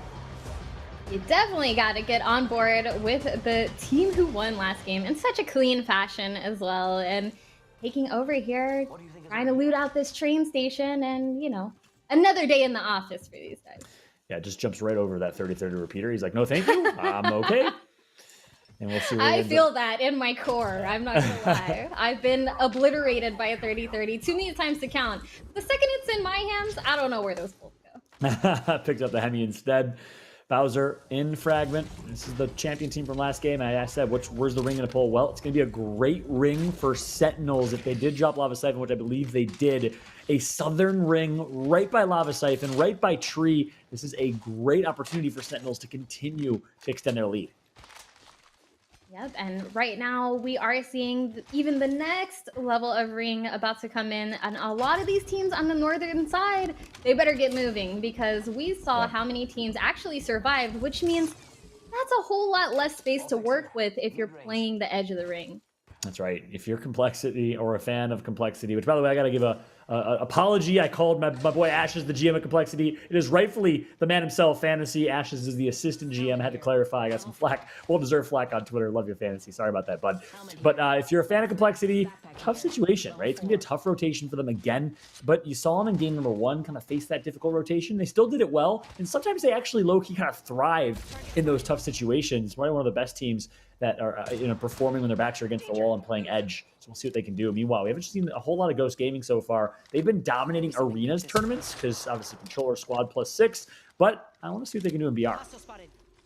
Yep, definitely a completely different ball game. But I'll say arenas is great for the warm-up. You know, I don't always get to shoot the gun a lot when I drop hot, but at least in arenas you're guaranteed to get some warm-up. So hey, I'm not mad at it. That's right. Wow, Renegades, we talked about Baxon playing this team. Former member of the old Chronologic Gaming roster. Of course, Chronologic Gaming picked up Bird, Vitro, and Nano. We'll see what they can do tomorrow as Group D versus Group A kicks off. And again, if you're just watching, this is Group C and D. We have a Pro League. We have groups now in competitive Apex, which is awesome. 4 groups of 10. Double round robin over 12 weeks. So each team or each group will play each other twice. This is Group C versus Group B. Tomorrow will be Group A and D, or we'll have Team Liquid, TSM, Cloud9, Pittsburgh Knights in their debut, G2, Space Station, XSET, 100 Thieves, CLG. It's going to be awesome tomorrow. But for now, we got Sentinels looking great. Not necessarily this game, though. I mean, yeah, it looks like Sentinel did lose a player, their Bloodhound. Let's see if they can recover from this. Renegades might be looking to make a heavier push here, but they are catching a couple bullets out from the choke. Let's see what they do. That's right. We see this ring pulling way south. We'll see where the next one's going to pull. We do have a moment, but Renegades for now. Great rotation. Likely this ring will continue to pull south, and Renegades finds himself in a really good spot. I love seeing Octane still around. I'm not going to lie. I feel like the health regen goes a long way, especially towards the later rounds where you start to run low on those meds and those health packs, med kits, syringes, and having the ability to regain some of that life naturally can really come in the clutch, especially if you need to share meds, do stuff like that, and the quicker rotations with the jump pad. We talked about it before, but I think that really is going to help a lot, and not just for rotations, but when you need to jump in on a team that you know is weak and you want to make it quick and dirty, well, that's what you got to do. That's a great point. Well, they are running Octane. We'll see maybe some insights as to why and how they're playing. Let's go ahead and jump into a quick listen in with Renegades. It's actually huge. I don't have a light mag, but it's better than 40 bullets.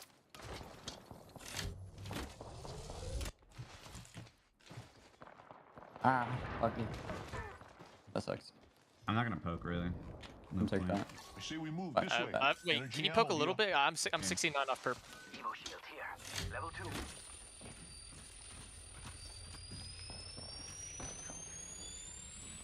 there anyone to the left? Yes, in that building. I'm gonna grab this energy. You can get that as well. Both of you guys if needed. Oh, is it on mid or is it below mid? It's on mid. Going. And there you have it. Just a nice quick listen in, as we do know Renegades drops tree, and they haven't moved an inch, and they're not going to move an inch, because guess what? They have a ring pulling exactly to where they're at. So Renegades in a good spot here. Exactly. No need to move, but that does mean they need to put a little bit more priority on leveling up their Evo shields, as we did hear during that listen in. What a big fight breaking out. McNuggy Butt with the Eva shots on Phony. Scissors with the L-Star shots on Amaze. A lot is going down right here. The bubble is still up. And Wixie trying to sneak the high ground here. Gets the reload and the crack, but Wraith is out of there. And down goes the team. That's right. Goodbye and good night for Wiz and Roll of Theory. By the way, hearing you say McNuggy Butt at the heat of a play-by-play was probably the best thing I've heard today. At least once. That was awesome. Well done. W gets the better half of that fight, but third party is looming. That's why you gotta be careful, right? This is the exact spot in the map. You don't necessarily want to take those pure 3v3s always, because you are very prone to third parties. But we'll see if W can stay alive. Meanwhile, Astral Esports, representing Latin America and Mexico, one of our 2 Mexican teams. I got a lot of love for the Mexican Apex community and esports community as a whole, coming from Gears. So see what Astral can do. Excited to see what Astral in their debut. Yeah, taking this rotation on top of the highway. And, you know, there's something I noticed about NA. They really love going for those shots on any team valking in, which definitely causes a little bit of trouble for all of the Valk teams at some point as they're trying to rotate in. We're kind of starting to see the Valk ults not really being prioritized in the late game unless it's that last-ditch effort in the final ring. And I think that's for the better, to be honest. That's right. What I've enjoyed seeing is North America, as North America typically does, a lot more Bloodhound in play here than we saw in EMEA. We've seen a lot of Bloodhound team comps. Meanwhile, Monsoon and Co. and Complexity, one of the teams that originated the Bloodhound aggressive team comp, find themselves with the kill over Cambino of Premier. Nice shot from Complexity. They love these edge fights, and they're going to take every opportunity they can. let me get your thoughts on Lava Siphon, you know, goodbye Sorting Factory, my favorite place, rest in peace. But, you know, Lava Siphon, it adds so much variety and a lot of space, really, to this area. It does. I'm right there with you, though. I was a Sorting Factory. I stand with Sorting Factory for life. I know Sentinels used to also feel the same way, but they just said, you know what? It's all good. We'll just take Lava Siphon as well. Same location. We're happy with this drop, but no, I personally did love myself the Sorting Factory fight. It was one of the most unique fights, I think. Including our level designers at Respawn. I really was a fan of that, but obviously a fan of all the changes here in World's Edge as we jump on the board with Sentinels finding a kill on Voltic. That's big. It's on Senior Citizens who are in third place, or Senior Service who are in third place. Yep, looking strong right now. Lou is gonna pop this Phoenix kit real quick, and Sinook still with the white shield. Not what you want to see, but I'm sure they'll be able to get that changed soon. And right now, Senior Service, they are not in a good position. They are going to Valk out of here as a duo, leaving behind Voltic, but sometimes you gotta do what you gotta do. We talked for a second, though, about No Cocoa Puffs and his career, his trajectory. You know, starts competing in Apex, gets signed by CLG, and what I used to call the Backstreet Boys of Apex Legends, personally. The boy band of Apex. It was Nicewig, it was Madness, and Noko. Three handsome gentlemen, but no, jokes aside, though, great team, entertaining team, fun team to watch. All the hype in the world. I used to love watching them pop off at on LAN at big tournaments. They obviously all kind of went their own ways, and since then, you know, a tournament win for Nicewig with Yeet Squad. Madness obviously went on to do great things with CLG, and Noko continually performing and competing, but never giving up. And here we are again, back, grinded to the top of competitive Apex and putting the Pro and Pro Cocoa Puffs. It's been awesome to see his trajectory and his ascent back to the top. For sure, like nothing but facts right now from Fallout, and that really goes to show that if you're putting in the work and you're on the grind, you can make magic happen. And if that's something you want to do, hey, don't give up on those dreams. Absolutely. Jumping on board with SXG, one of our teams that won a qualifier. They won the qualifier number 2, which got them here, but right now not looking good for them. Golden, last member alive. It's a 1v1, Stunny versus Golden. This is huge. Era, of course, had a great last game. Gonna pick up the KP if they can. Also gives him some shield swap potential. Nice little punch to the face. So he help his teammate out there. I like to see that, some mobility coming through. Good first. He is going to hear the res right now and try to push in, but it was a bait, an elaborate hoax the whole time. And there we go. Stunny with the clutch and keeps Era in this game. Can we get some outplays in the chat, please? Because that right there was Stunny strafing and using the knockdown shield with pristine precision as he gets the win, hitting great shots. The Ava 8. Nice job right there. Stunny. Era stays alive. Bro, Oh, the Eva, no. Great. Back at it again. You gotta love this shotgun. My heart. NRG. That's my prediction. Not looking good. We got a replay here. Take a look at this. Stunny with the PK. Baits the revive. Ends up actually swapping for the AV8 because he had an AV8 at the end of that, right? So solid right here. Gets the thirst. Then beats down Caustic, or beats down Gibby a little bit further into the room. Just for a little added safety. Get this bait on the res. Here's the approach up the stairs. And then makes quick work. Ooh, the PK, the wingman, the perfect combination to get the clutch. And it was, yeah, with the PK. So well done right there from Stunny, clutching up. That's a huge play. And that's what big-time players do. They make big-time plays in big-time moments. Stunny doing exactly that. Must feel good from Era. They're definitely riding into this match off of the confidence and the momentum from last match. And all of these teams are definitely on notice. The patience right now. Ghost is just holding down this building, sneaking in the damage with the scout when he can, but everyone's going to be waiting this out. And I also like seeing how these teams try to approach care packages, right? Look at all these teams. They're eyeing it. Eye on the prize. It's basically ringing the dinner bell for everyone to take a look. But the coverage from the high ground is going to get whichever team that is up there that care package for free. That's true. We jump on board with Caustic Traps galore and Torrent. I know you had a chance to break down Torrent's gameplay in our pre-show, but for those that missed it, talk to me about Torrent and their style of play. You know, from what I've seen out of this team, they really fight from angles and positions that I don't feel are the greatest at times, but they know how to make it work, and they're really comfortable in those positions. Even when it gets as hectic as possible, their comms are pretty calm, cool, and collected the entire time, which is actually shocking. I mentioned it before, I'm screaming at the top of my lungs every time I'm playing this game trying to give comms, but they keep it clean, they keep it cool, and I think that really helps them work out these weird angles and these weird approaches that they like to take. But the execution side of their great ideas is not always perfect, and that's what they really need to work on. Yep. Well, we get to see the new World's Edge map on display here. Obviously taking a little architecture from Olympus, but I really, really love this addition to World's Edge. Nice opportunity to sit on top of a bit of a high ground and completely change things up. Whereas a lot of those train tracks and tunnels early on in World's Edge, you kind of left in no man's land, right? There's not a lot of outplay potential. There's not a lot of variety to that gameplay. This obviously adds a significant difference in the way you can play this side of the map here. Shout out again to the Respawn level designers, always doing great work here, especially on World's Edge. I mean, they really are on point. Sometimes you think you have the greatest angle, and guess what? There's a perfectly placed tree right there stopping you from getting the angles you want. And that's all very concise and deliberate, level design. And it's really cool to see, especially when you're in the match and you notice it and you're like, wow, I can't believe the presence of mind of this tree being placed here right now. That's right. Always mind-blowing as we jump on board with the bench warmers. This is a team I was excited to watch. We got Madness, Rambo, and Noct. One of the best, one of the most entertaining pro teams, in my opinion. I'm a big fan of Rambo and Madness in particular, their streams. Noct, we all know what he's capable of, former member of Cloud9, who helped ascend that team to being a top 3 team and getting signed to Cloud9. And of course, now we jump on board with Premier. It's going to be just Ronnie left alive on this team.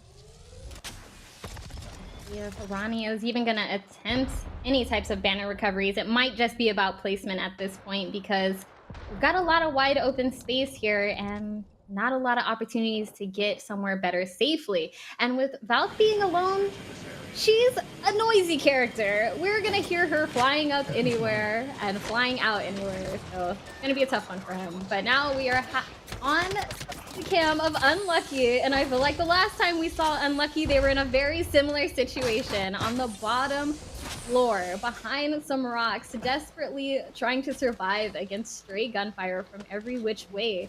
But now that they've been here before, let's see how they react this time. Yeah, that's right. It's a pattern going on low ground here, but they find themselves in a very difficult position. Let's jump into a listen with Unlucky, see how they play it.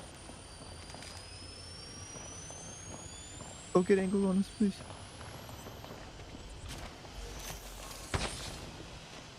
Dude, they have tabs on us. Everyone does. Here, someone pop this Ultic cell. I have my ult. I'll pop it. Luckily, bridge team can't grief us because the team above us will shoot them. I'm gonna have Valk ult too. Like, if stuff gets really bad, I'm gonna have Valk ult. I'm safe here. Where are you? Oh, just above you. I don't know if 2 people can sit here. Shooting you. Yeah, I can't pick that then. Bridge team is shooting me. Just shoot this off CDs and then use it as cover. I have enough traps to keep that field. We're good. At around 15 seconds, we're gonna want to stop shooting traps because we're gonna need them for people forcing their way in. Yeah. Get gold helmet. Just start dropping as much as you can. I mean, I'm gonna wait till it fills up first. And yeah, look, dude, don't even peek. Don't even peek. Okay. Make sure those are pops. Use it for cover. He has an Aang on me? Okay. People are gripping the wrong team, bro. The wrong teams. That's fun. We just have to hold out here. We're fun. There's a boss team. Keep laying down those walls. Use them for cover. He's getting Aang's on me.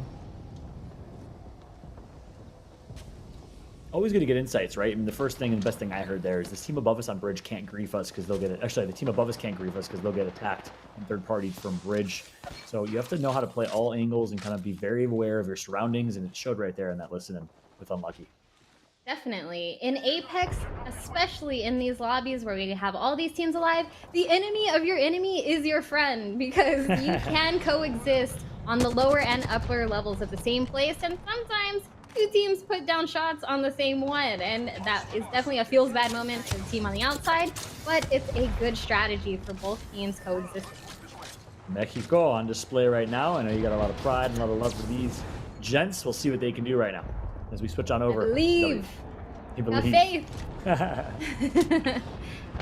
W got a duo in the truck. Noble again with a great position. We've seen it time and time again. They're looking pretty comfy here, and a decent amount of damage on the side of Rack right now.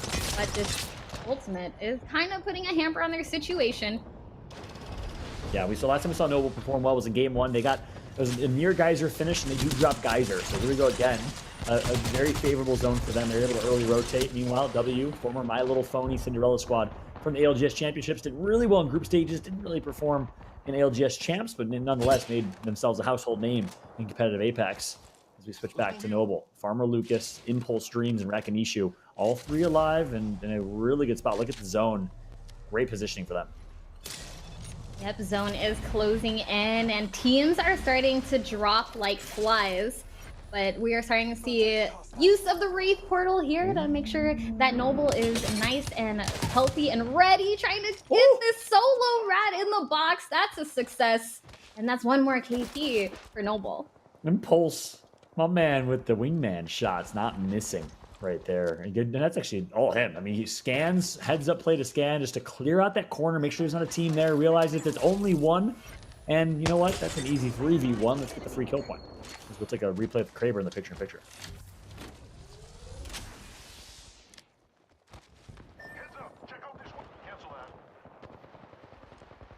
Alright, the calm before the storm here. With 10 squads remaining, make that 9. Vaxlon gets taken out. Renegades out of this one. And it's going to be the hands of Ghost Metro, former Division I football player, played for Maryland before, unfortunately, being in a really, really rough car accident, injured his back, and decided to find an outlet in Apex. Went pro in Apex early on for that original Sola Fide roster. Big shout out to Metro. Got a lot of respect for him, controller player, great individual player. Nice shots being put in by Fury right now with the Kraber. Can he go big for his squad? He takes out Lou of Sentinels, and he wants smoke right now, looking for an opportunity to maybe finish these kills, but likely he's going to try and get a revive using that pick to get the revive.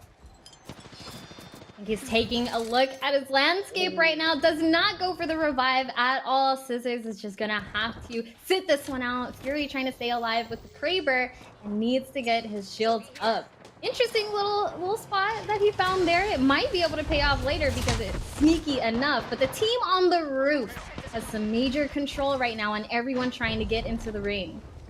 Yeah, Fury ended up getting that kill, became the kill leader as a result. So a high kill game for them, but we're going to switch on over to Complexity because they are alive. And what a game. I called it out. Maybe it was foreshadowing earlier. I said it's a tough rotation for Complexity. All the way from the north side of the map. Obviously, Valkyrie helps, but they did it. And they're alive right now with 8 squads left at a pretty good position. We'll see what Complexity can do. Fury is still popping off. On board with Davis here of Senior Service. Last member alive for his team.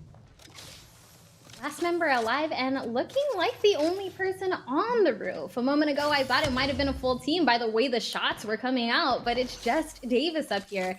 And I love this spot for him, actually. He has an EVA 8 in the pocket, so he's going to want to stay on this roof for as long as possible and try not to take any, big trades, because then people might start to figure out that he's alone up there.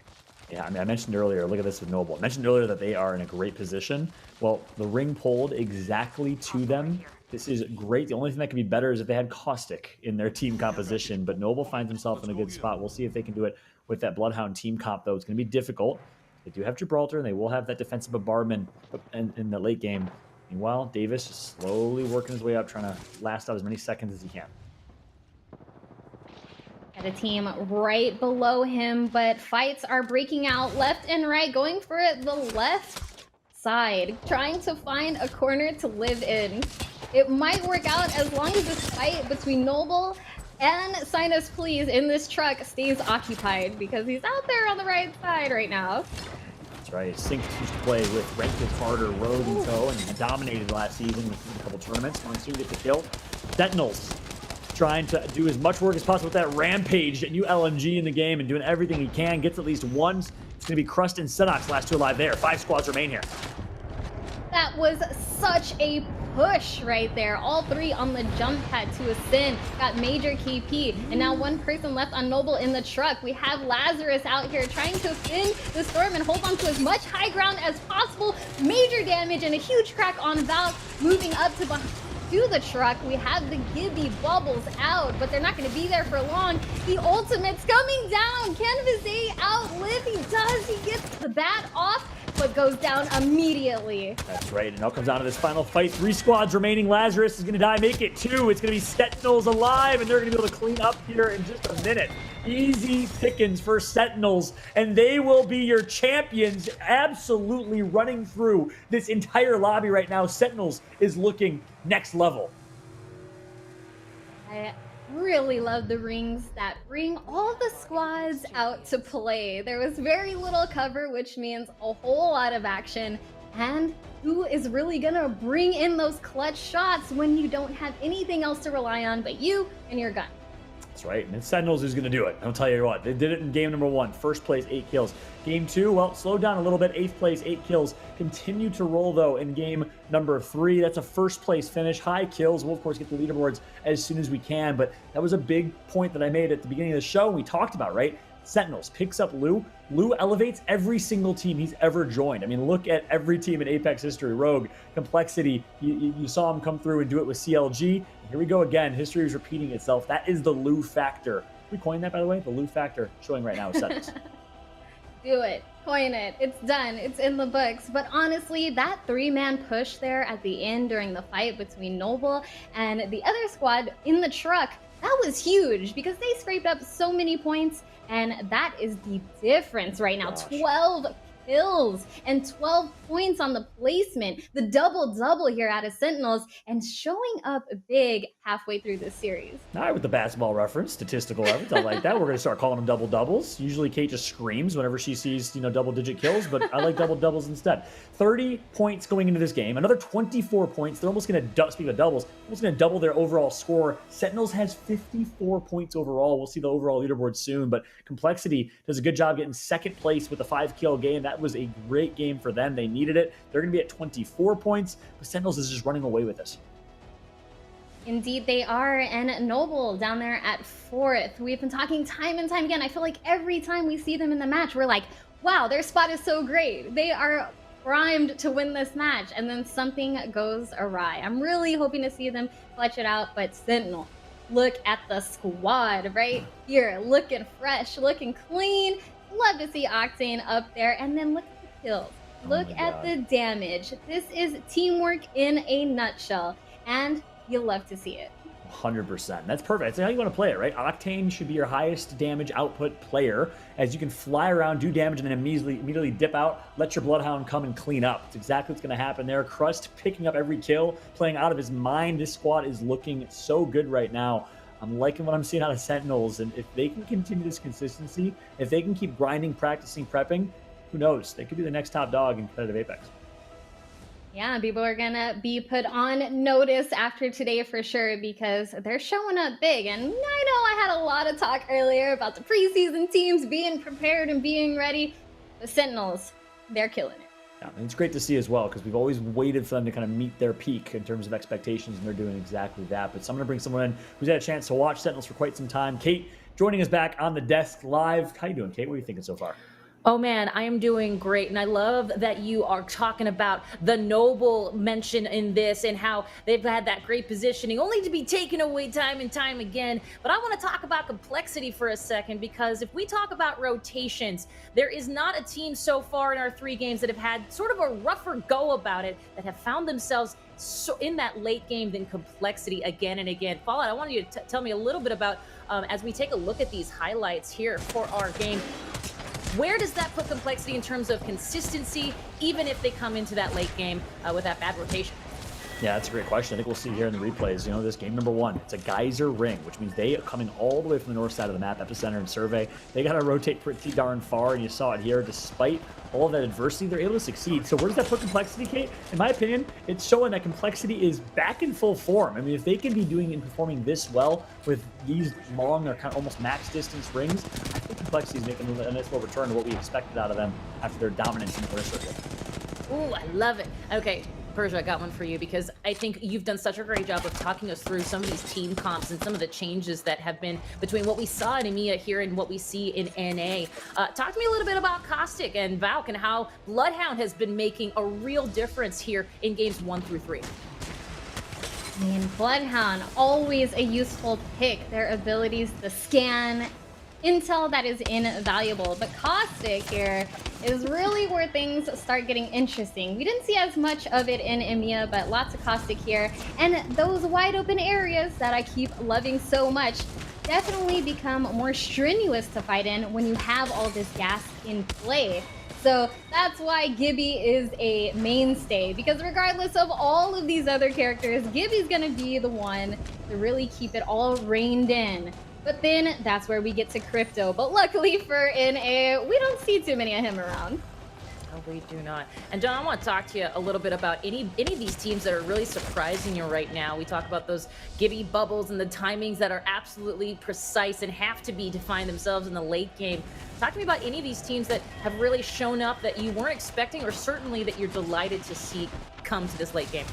Yeah, delighted to see Sentinels perform as the way we expect them. I've always kind of expected them to perform. That's absolutely true. But the one team I think it surprised me a little bit, Era Eternity. I mean, it's their first time playing a Bowser, new roster under the Era Eternity banner, and they showed up really, really well. They performed incredibly well in game number 2. So I'm liking what I'm seeing with this new squad alongside Bowser. Era is looking great, Kate. Yes, they are. What about you, Persia? Oh, I'm absolutely going to second that notion, because I've been extremely impressed with the way Era has been fighting, the way they handled the final rings, how composed they were, and regardless of staying composed, the pop-off. You gotta love a team with a good pop-off. I do. I hope you guys do too, because I think we're going to see a lot more of that going into the next 3 games. I'm just going to cross my fingers right now, but let's take a look at the leaderboards and see where we stand after game number 3 here in our day 1 of the Pro League. Ooh, that is a healthy lead, Fallout. That's a oh god, that's a healthy lead. Look, yeah, good luck catching up to Sentinels the way that they're playing right now with a 20-point lead, make it a 25-point lead over Senior Service. They're playing so well. One team we haven't talked about enough about, I know I give a lot of credit and kudos to Noko, but consistency. I mean, Noko and Senior Service have consistently placed within the top 5, top 4 in all 3 games. They're looking really good as well. I mean, Persia, who else stands out to you? Well, you know, we can't even look Sentinel's way at this point because everyone else has a lot of work to do. And honestly, I've said it a few times before, I really enjoy Noble's positioning. I just really need them to clutch it out. So between Era and Noble, I'm keeping a close eye on both of these teams because I think they have a lot of potential to skyrocket up these standings. Hey, and guys, I just want 1 minute to put a little note on the NRG. Don't do it, Kate! Don't do it, Kate! I already know. She had to do it. I'm sorry. I'm going to be the bad injury, person. you know? I get it. I completely Salt to the wounds. Yeah, it's fair, but you can't not mention it. Two of our talent have picked them to win it all. And sure, hey, the one thing we know, Persia, Fallout, the one thing we know is that there's a lot that can happen in games 4, 5, and 6. But boy, does there have to be a lot happening, Fallout, for them to come through and win it all. Yeah, that's right. And they're gonna have to play an aggressive team comp. If they're, something's not working with their team comp, something's not working. They're landing staging, so it's not like they've gotten bad rings. They're getting fairly favorable rings. We haven't been watching them, so we don't know what's happening. Maybe they're running into a team or getting caught in rotation. Not sure exactly what's going on, but you got to see something different coming out of NRG. This is certainly not what you'd expect from one of the teams with the best lane power in America, in my opinion. It's the curse of we know that NRG can do it all. So there you go. GG, enjoy, of course, through game number 3. And hey, if you want to keep up with all of the action on our end, head over to our new Twitter account. You see them up there. It's been awesome. This great Twitter account, Play Apex Esports. And guess what? We're also on YouTube, Play Apex Esports, the same title. And if you want to watch us on Twitch, maybe you already are, twitch.tv/playapex. It's all the places you want to be. It's definitely where you're going to be able to follow us in all of the action, see who's up, see who's down, and see everything in between. But for now, we are going to head on over to break. On the other end, we've got game number 4. See you soon.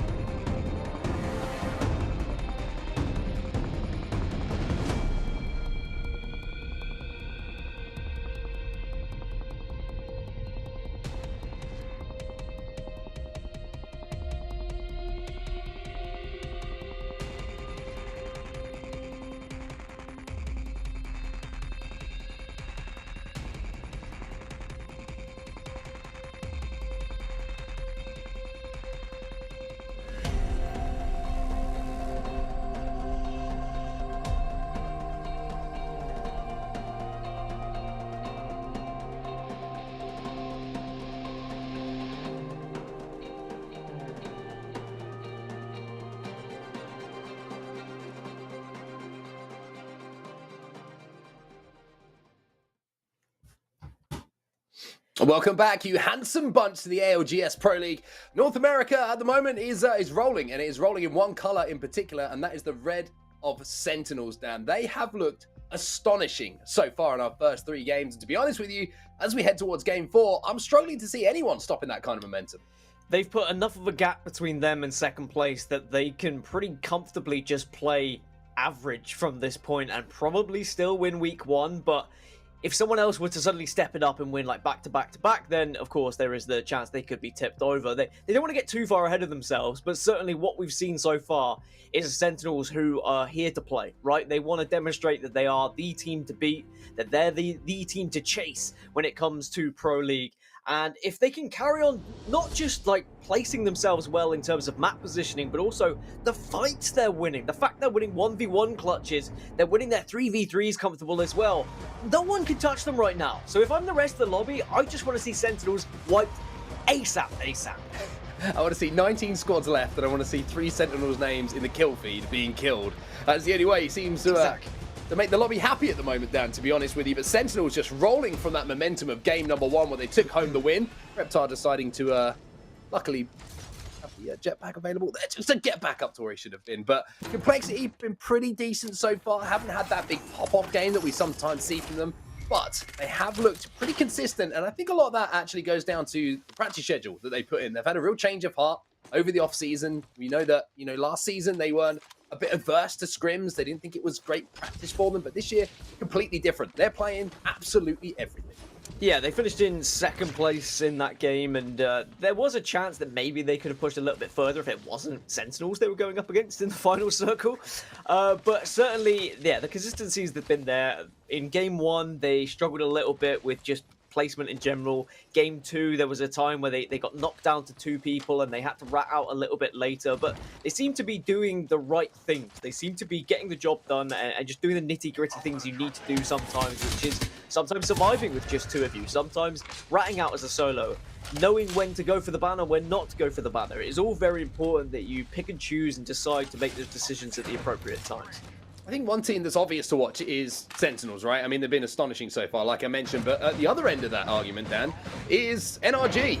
Where are NRG? Because they haven't turned up so far today. Really struggled in those opening 3 games, and you can't really say that the zones have been too bad for them either. This one's going to be down on the southern side of the map as well. They are going to be traveling over from staging, so there'll be being a lot of teams to position, but I can't quite put my finger on at the moment what's not quite clicking for them in those first 3 games. Well, if you guys were watching the EMEA broadcast, you would have learned that I'm from the future and I predict things perfectly. There's a reason why I didn't choose NRG in my predictions. Now, honestly, I'm listening. No, I'm listening. Now you got to back it up. I'm with you, Mark, because usually from what we've seen from NRG, from the history of NRG, and for the way that they usually play, we expect a lot more. But it hasn't been there for them in these games so far. The positioning's been all right. They've been rotating pretty well, but they've been getting caught out here or there. They've maybe been unexpectedly being pushed by other teams, and they haven't really been prepared for that. Perhaps that's just a lack of knowledge from the other teams that are in the lobby, or they are expecting lobbies to play too similarly to scrims, so they're not ready for what's actually been the outcome. There's various different things that could be the reason, but I think ultimately they're just not playing well enough right now, and I think even they would say that they need to step it up going into game 4 here.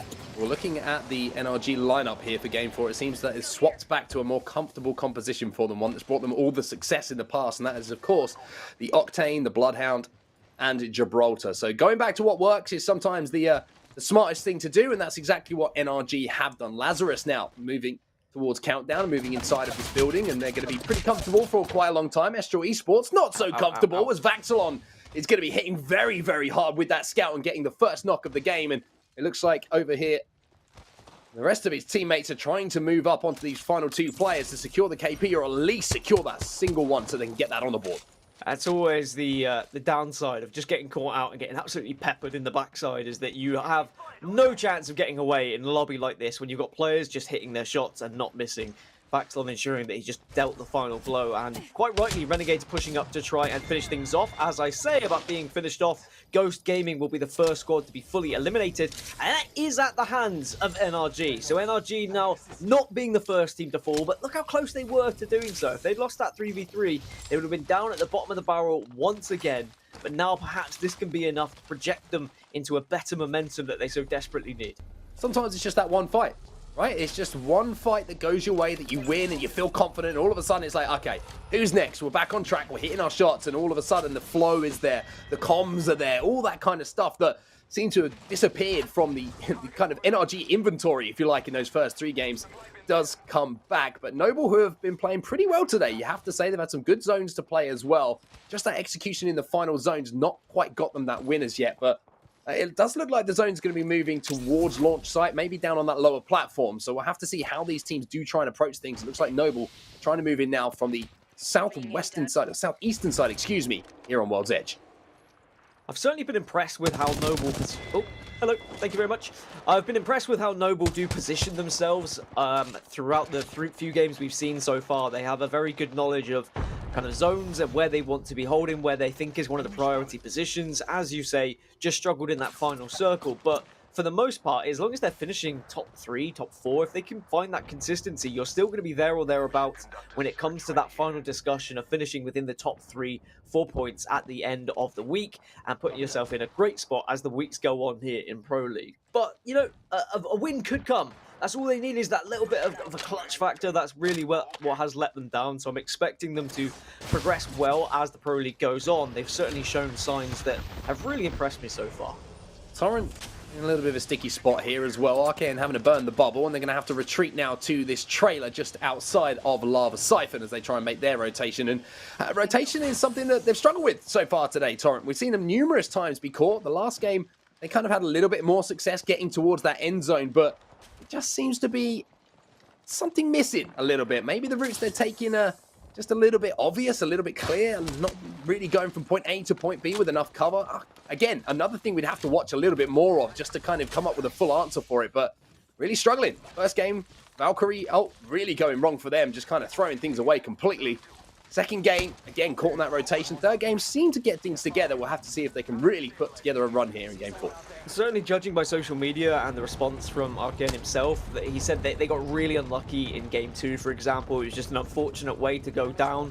And sometimes that is the way the cookie can crumble. In a lobby this tightly contested, in a lobby where everyone is rotating this at the same time, when you've got 20 squads still left in zone 4, zone 5 type thing, then you are sometimes just going to get unlucky with the way that the zone pulls, or unlucky with 2 teams accidentally collapsing on the side of you. It's about picking yourself up and keeping the mental strong so that then you move on to the next game and you suddenly find a victory, and you suddenly make sure you are actually going to be a team that people fear and not a team that people are just going to step over when it comes to the rotation. With round 1 closing though, we have seen a few players drop here or there, and of course one team has gone out already. But one of the teams who is looking to try and take an engagement here is Era Eternity, another surprise team for me so far here in NA Pro League. Good performance from them in that game, number 2, taking home that win, and you can see they're just trying to finish off these last 2 players, the duo under the bridge, but just can't overextend because it's going to be Torrent who's in that truck still to their left. So playing this one very smartly. There's the knock though onto Tempest, and once again the Rampage is a weapon we're seeing become more and more viable, to be honest with you. Teams are starting to work it out. Albrelelli, you know, he's an absolutely massive fan of it, especially when you can shove a thermite up it and really get that thing going. But you can see the effectiveness it has, just kind of suppressing players from distance, and it harasses you. It is a weapon that in the right hands is very scary and very deadly indeed. There's an overview of the circle and the lay of the land. A lot of teams setting up in Lava Siphon, teams just to the west of Lava City in that vault area, as well as launch site being a focus point for many of these teams. But it could be a circle that finishes in between all of those in some open area, which is quite difficult to play. But teams with Gibraltar, of course, are going to be certainly benefited if it does move that way, but it could shift to either of those POIs. That's why we're seeing teams kind of spread themselves out here, hoping they get that guess right, but we'll get more of an indication when the next beacon is scanned. We were discussing before things kicked off today about some of the zones that finish around Lava Siphon and how they do seem to pull towards the southern side of it. Not very often they finish up and around the buildings. It's more in this open, rocky kind of geometry that does find itself being occupied by Era Eternity and the likes of Torrent. Unlucky though, in a little bit of a difficult spot here, as Osenpide's going to have to get that bubble down just so he can scarper away and get Gibraltar's body up that hill and back to his teammates and into a little bit more high ground. They'll have control of these snake buildings on the outside. Pretty good place to hold up for now for them as they get from the low ground back up to high. So they're going to be pretty comfortable as they can plan their next move. Is it Oh Senpai or is it Oi Senpai? I think it depends if it's North America. If it was Europe, it'd be Oi Senpai. You know what I mean? But yeah, I get that. So the Valkyrie is available for them if they want to use it, but at the moment their position isn't particularly bad here, Unlucky. They can kind of watch on and see everyone rotating in. They can gatekeep those. They have been scanned, so they know full well there is a Bloodhound team in or around the area, but it's just about where they're going to get pushed from if they're going to get pushed here. Certainly have the ability to defend themselves quite well with the caustic, and you know the charge rifle, just doing charge rifle things. Ow! Is he ever going to miss? I don't think so. You know what? It just reminds me of having sunburn when I see people getting melted by this thing. I've been there. I'm a fair-skinned man. I know how it feels when you're out in the sun for more than 20 minutes. It's horrible, and that's exactly how the people are going to be feeling on the receiving end of this charge rifle. But no knock. Just the shields being broken, but charging up those Evo shields all the same. So vital. And something that, if you're playing a lot of competitive Apex, you'll understand how vital that is, that damage, especially when you get towards that endgame. Well, just like on set applying suntan lotion, the team's just applying Generously. shield bats Generously. as quick as possible. Layers of the stuff. Cells being popped faster than Mark puts it on top of his head as NRG now will be diving in because they've managed to get a knock here. Sweet getting the initial damage. And do they actually push on this one? They're very tempted to, but you don't need to. You can do damage right from across here. Now you rope over if you actually manage to successfully get onto the rope anyway. They do have to fall. They have to dip down, but they still want to take this fight. Yeah, Sweet's going to get the finish on one, though, so they will be moving across. However, by making that move down to the low ground, you can see that Rocker's had to burn the bubble now. A Phoenix kit going to be popped by both Sweet and Rocker to make sure they're full HP. Nathan's going to be using this time to pop an ultimate accelerant as well, but that's going to give a tiny little line of sight to someone. And with 19 squads around, you know, there's going to be multiple people trying to focus here on NRG. The difficulty is for NRG as well when you are literally bottom. Oh, he's been able to get some good shields. At least that's all right. I thought he was going to be down without any hope whatsoever. When you are NRG and you're bottom of the lobby, you haven't been able to find anything in the first 3 games. You're in game 4, and suddenly you're caught with your pants down a little bit in no man's land. You start to think, oh god, it's going to be another one of those games. Confidence is going to be really lacking in this squad. They need something to give them that push. They won that initial gunfight, yes, but now look at their positioning. They're rotating late here. They very much could be running into 2, if not 3 teams as they approach this circle. Yeah, it's going to be a tough rotation for them. Let's jump into a listening now with NRG and see how the comms are and what that next move might be. Good job, by the way. I shredded that kid on the fucking zip. Yeah, it's sounding like 100. All right, we need to look for that duo. All right, this team's here. We can walk in here. I'm making sure. Could be below. I have no bats if you guys have any. I have 2. Toronto? Okay. All right, we can play for a tunnel too here. Who's longbowing and where from? Who is shooting that longbow right now? 19 squads, by the way. Oh, they're on this ramp right here. Yo. We might be able to walk up on this. I mean, we're gonna shop at the whole server. Yeah, okay. Listen, we're gonna jump down and peek them from the 2nd story of this fucking bridge, and we're gonna pad back up if it's bad, okay? Yeah. They're all just sitting on this bridge, not looking our way at all. It's no-coing them. Jump down now. Get to the peak of the bridge and shoot these kids in the back. Focus the Gibby, okay? 3, 2, 1, 3, 2, 1. Call it. Yeah. Ready? All right, Gibby's shooting right now. That scout, ready? Gibby on the left. All right, ready? 3, 2, 1. 1 HP. Nice. I'm walking up on this. He isn't rezzing. We're just wait. He caustic ulted right on top of me. I'm out of it. I'm good. Valk low ground right here. They're running. 40 on the fucking caustic. Get the full kill. Valk's on me. No, he flew away. I got the full kill. Just play slow now. This team to our fucking north might be walking up the 3rd. They are there. Come to me. I'm here. They're not here close, but they're on the roof still. Here. Valk got away. It's fine. We have 2 duos somewhere near us, so we need to remember that. Abuse Bloodhound on them and wipe them. They're in like the field to our left, in the zone somewhere. We need to hold this team and then walk in. I'm with you, Nate. I'm just grabbing the ult 6 cell. Okay, I have 1 bat, 8 cells. Yeah, we're gonna walk in along this field. On the left side? Yes. Well, kind of just wherever we can find. Yeah, I think fucking And that is a perfect example of top-tier communication, Dan. You heard the calls coming in from Sweet. Teammates didn't even question it. They 3-2-1 the Gibby in the back. They create an opportunity for themselves. They turn a 3v3 into a 2v3, and they take the spot away.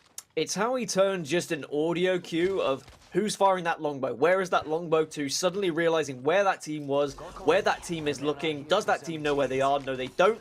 Let's make sure we drop down here so then we can get a clear visual, get the knock, and then we can take the position off them. So not only did they plan a rotation, not only did they get some KP, but also they were able to gain so much information as to where other teams were. It was just executed really nicely from them. Very simple, but great to have that insight and great to hear that communication from them. But now it's about where they go from here. They need to find themselves within the circle, but also with cover so that they're not targeted by the majority of the lobby. Because we've got 17 squads left, and you'd imagine that probably about 10 of them are already pretty much central zone right now, and they're going to be looking out. Tell you what, NRG are in a pretty good spot right now. They've got control. Yes, they're on the low ground, and they will have to find a way to go up. But Near Eternity are the team who are above them. They've got opportunities to pick up KP in front of them. However, that team just Valcolting in late might have just slowed things down and made this a little bit more difficult here for NRG, as all these teams now going to have to rotate out from Lava Siphon down onto this dusty land, which is just outside of launch site. This is going to be the lobby getting cut down very, very quickly from 16 squads. A team Valking in and making things difficult for everyone else in the lobby. Who'd have thought it? It seems to be happening a lot here, but that one team is certainly shredded now. Bowser going huge with a Rampage, does have Eva 8 in the back pocket, needs to be careful though, has to back off and requires support from the rest of the team. Torrent have been taken down elsewhere. I think they finished in 16th spot, so they don't get the one placement point for top 15. But certainly things starting to heat up in this lobby now. And who was that took down Torrent? It was NRG. NRG picking up yet more KP and more momentum in this game number 4. Exactly what was needed and what the doctor ordered. Xenox is going to be doing work for Sentinels once again. He takes down McNuggy, but I had to point that out. I've always wanted to say that sentence. And Sentinels now make their move. They're padding up to the high ground as well. It looks like they're going to try and overlook what their next move is going to be. It is true. 6 years ago, me and Mark were casting together. He said, hey, Dan, one day I really want to say McNuggy bar on cast. Dream. And I said, I will join you. So I've said it as well. But Sentinels now laying down the fire from above here. And they could really be a thorn in the side of so many of these teams because they're going to be oozing confidence. They're going to be playing with no fear whatsoever, just wanting to destroy the rest of the lobby because they are on an absolute tear. But Xenox has to be careful. Xenox has to be careful, but here comes a push now, and it's down to Tech Candy, the last player alive. The Sentinels are going to move in as well, and that's going to be Lou cleaning up the damage done with that Peacekeeper. And once again, Sentinels just don't seem to be missing shots. Even though they've got a tough move to make in 10 seconds or so, it looks like they've recognized that. And they're thinking about wiping the lobby in front of them, picking up as many KP as possible. Complexity fall in 13th spot. Era Eternity have lost 2, if not 3 by this point as well. So NRG and the likes of Sentinels have really just been running through teams down in this area and making it very awkward for them indeed. Down to just 12 squads now. But look at the amount of KP that is there on the NRG side. Just looking at one player, I mean, there's already 8 KP, probably more. I would imagine around 10. So if they can push their way into the top 5 here, they could very much get themselves not just on the bottom of the leaderboard, but to the top half of the leaderboard as they pick up even more KP here. Sweet Dreams tucks someone in and says goodnight. Now he's going to be moving up to that bubble. Another player just lacking behind in the zone. All sorts of damage going down. Sweet going down. NRG going down. As 9 squads find themselves left in this lobby. Sentinels have managed to rotate through. However, Lou's got a player in front of him. However, he's got a Peacekeeper to work with as well. And Lou will clear the way for Sentinels. Sentinels just keep rolling. Nothing seems to be able to stop this Sentinels train. NRG went down in 10th, but they went down with a bang. Plenty of KP. That's the points they needed. Lazarus, another team I've been very impressed by throughout every single game. Their positioning, their rotations, they've been spot on, and they're consistently finding themselves in the end game here. They do have a little bit of movement to get across, but they're shooting onto Sentinels at the moment. Sentinels really struggling to stay alive now. Surely the dream is over. There's not going to be back-to-back wins here as Xenox, the last remaining player. Top 6 though, already top 6. And it might become something even better as well. If Xenox can stay alive and let the other teams do the work. It's in a difficult spot though. You can see that Benchwarmers are trying to focus on them, and Benchwarmers are a team who came through the qualification and really had to work hard to do so. A win for them here would fill them with confidence as well. We've got members of tournament winning teams previously making up this lineup as well. We have 24 seconds left now until these 6 teams are going to be forced together once more. I mean, Benchwarmers, it's kind of the perfect name for them, isn't it? Because they're kind of three players who are mismatched, who have maybe been mistreated by other teams, maybe could have been on even better teams and stayed there, but instead find themselves all teaming together. And I think they could be a real force to be reckoned with. As you say, during playoffs, they were very impressive, managed to get their way here to qualify, and now they're within the top 6, and they've got a full complement of health, and they are close enough to the circle here that this could be a top 5, if not more, if they play this one correctly. Bubble going to go down from knocked. And there's going to be a skyward dive here. This is a risky play for them, but they're going to have to make it work. Keep an eye on Madness's HP at the bottom left-hand side of your screen. He's the player who is controlling where this dive will land. And it doesn't look like there's much real estate to play with, to be honest with you, Dan. It's going to be a tough landing here. It might be a little bit of a rough landing as Noct will fall, Madness will fall, and Rambo finds himself on a solo mission. Oh, that was more than just turbulence there. That was very much a crash landing. Noble were on the other side. They managed to take down 2. The last remaining player doesn't really have a hope in hell of staying alive, but if the bubble can come up, actually no, it's not the Gibbon that's alive, never mind. Noble should be able to finish things off now after they get rid of the shields, but Xenox is going to be joining things and making sure that Noble are not going to be able to easily stop doing this. What are you doing right now? Oh my Does eventually God. go down, but boy does he make this a scary lobby. Xenox versus the world, we've just seen, and he almost managed to completely wipe a team off the face of World's Edge with that Kraber in his hand. I don't know how the man does it, but he's playing some nutty Apex Legends as well as his teammates. They do fall, as now we find ourselves with 4 squads remaining. Make that 3, as Legacy MX, one of the Mexican lineup, are still involved in these final moments. And somehow one member of Benchwarmers was still alive as well. Benchwarmers still very much in this, but now Legacy are going to take down those 2 remaining players. 2 squads left. Legacy just need to make sure they get the shield swap and make sure they reset here. Pretty sure they've got this one in the bag as well. I'm pretty sure it's just a lone player alive. We'll have to check over and see if there is anyone still alive. It's going to be a full lineup. Renegades are still here. I thought I saw a player go down from Renegades. I don't know if there's a Reds coming or if it's something that I just missed, but it's a straight 3v3. It's a shootout. High ground over on the side of Legacy, though. Renegades are going to have to move into the high ground, and actually they say we're going to jump onto the high ground. Standoff between the 2 teams. Good old-fashioned shootout, like a Western, is what we're going to see between the 2 teams. Now, Legacy up on top. Renegades down on the low ground. And it looks like the way this zone is moving at the moment, it might be Legacy who are forced to drop first. They also have the option of defensive bombardment. Renegades to try and force them down, although the bubble will counteract that. So, it'll be very interesting to see how this one plays out. Do Legacy have grenades to play with? Can they get that initial damage to make that drop a little bit easier? There is a little bit of utility to play with, a few grenades here or there. They've got plenty of meds as well. Legacy certainly have the high ground and the best position right now. On the other side for Renegades, they have to play this one perfectly. They really need to be patient. They need to try and deal a little bit of damage as the other team drops. And if they can do damage as Legacy falls or just isolate one of the players, they can turn this into a 3v2 very quickly. Remember, bubbles on both sides means that this could just be a bubble off when both teams drop. I think this might be the caustic ult that's going to make the difference, or maybe it's just going to be a thermite starting to tick away at the shields here of Pow Pow, having to pop some shield cells, just trying to keep a line of sight as well, as Joe Max is going to take a lot of damage. Tick damage coming in as well. You can see the thermite is doing all of the work here. The bubble being forced as well. Legacy now make their moves, but they lose the first player in this fight. Renegades are going to look good, but not as good as Legacy. They managed to clutch things up, and I tell you what, Mexican lineup are going to be feeling extremely proud of themselves right now. Usually I'd say it's inevitable at that point when you have that high ground, when you have that positioning over another team, but how many times have we seen a position like that thrown away or not played correctly? But they used their utility, they forced out that bubble, and as soon as the bubble was there and they realized they made a couple of players weak, that's when they dropped. They timed it to perfection. Yes, they lost one, but it didn't matter because they focused the players correctly as well. Always need to make sure you're following your IGL, you're all shooting the same thing, take down one target, and then just go on to the next.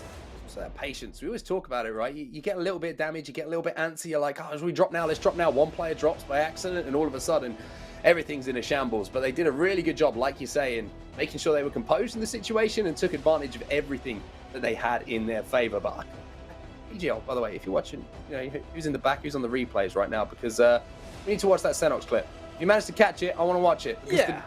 I think it's only right. I think it's only fair, okay, that we try and have a little look back. Because That's ridiculous. If you're on the side of Benchwarmers, right, you've just valked up into the air, there were 6 squads left, 2 of you got taken down, and you're probably not getting top 5. And suddenly Xenox goes, yeet! And he manages to just kill 2 people, distract the entire lobby. Somehow Benchwarmers finished top 3 because of it, almost top 2 at one point. And they're going to be thanking Sentinels, and they're saying, hey, Xenox, thank you so much for giving us a few more placement points, buddy.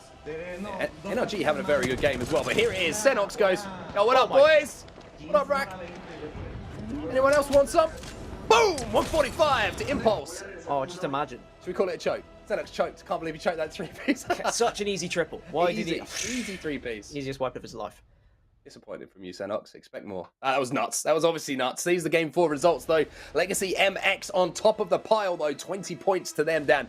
Renegades in behind. A much, much better game from them. Benchwarmers, Noble, and Lazarus make up the top 5. Sentinels in 4th place. I thought they had a few more kills to their name, to be honest with you, but just the 4th then. Yeah, they didn't manage to get the finishes, which was a bit of a shame, but they got the knocks and unfortunately then got wiped. For Benchwarmers, again, they're going to be thanking Sentinels for the, 3 extra placement points, 4 extra placement points they were able to achieve because of Xenox doing Xenox things. Era Eternity, not having the placement that we've seen, but they did still pick up 6 kills, so they still get a decent amount of points and will find themselves finishing around 5th from that lobby when you include both placement and kills. However, Renegades, I was really impressed that they were able to get to top 2, but again, it's another one. NRG, I want to see how many kills they were able to achieve, because even though they didn't finish in the top 10, they still were slaying out at one point. They still would have put points on the board, and they should be jumping off of that bottom position.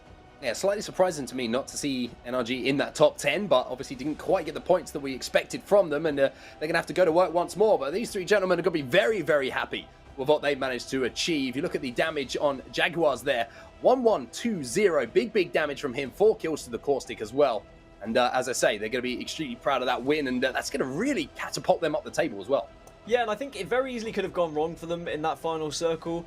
Especially with the way Renegades were playing it as well. You saw the hesitancy for that bubble to go out, just holding the bubble back, being patient on the side of Pow Pow and ensuring that they don't put the bubble up too early, because then they would have left themselves vulnerable later to a potential Gibby bombardment.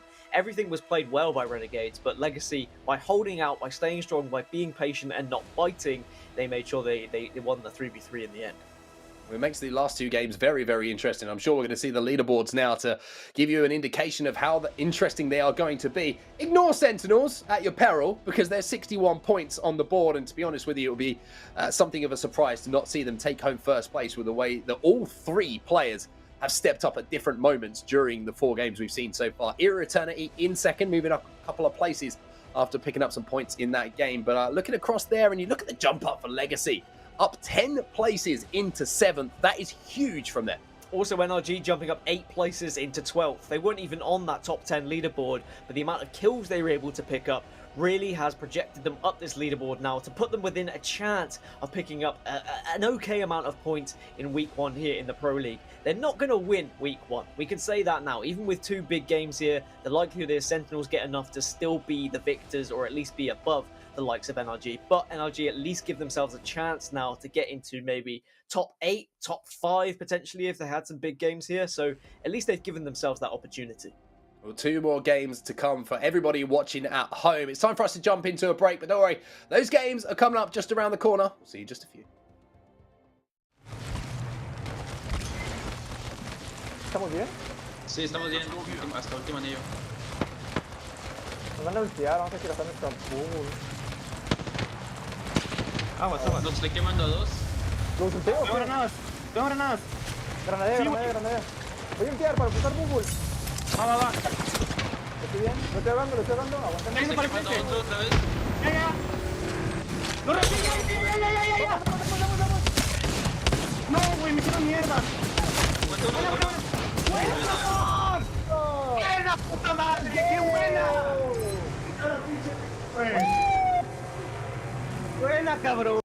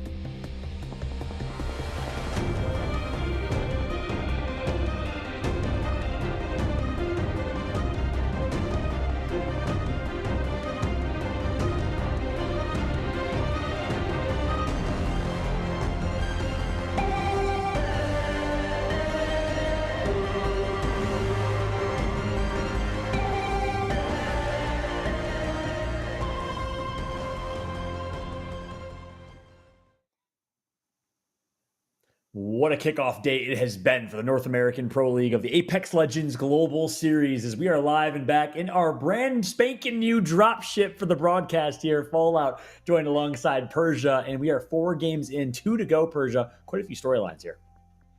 Absolutely. And you know what? I'm just going to hop into it. Let's go, Legacy MX. That's what we want to see. The smart plays. They held the high ground. They used the gas, just as I was talking about before, that when these rings come down to a more open area, that gas is really going to come into play. And they didn't even drop down until they confirmed that they got the crack on the team below and then jumped in. And that definitely is going to secure you a win when you play like that. Absolutely. I'll be honest with you. I don't know if they need any more gas, given you're giving them all the gas in the world. I know you're on top of the world right now. There's more where that came That's from. true. Fallout, That's right? true. Your boys from Mexico going huge. Legacy wins in game number 4. But let's take a look at the standings and see what that did for them, right?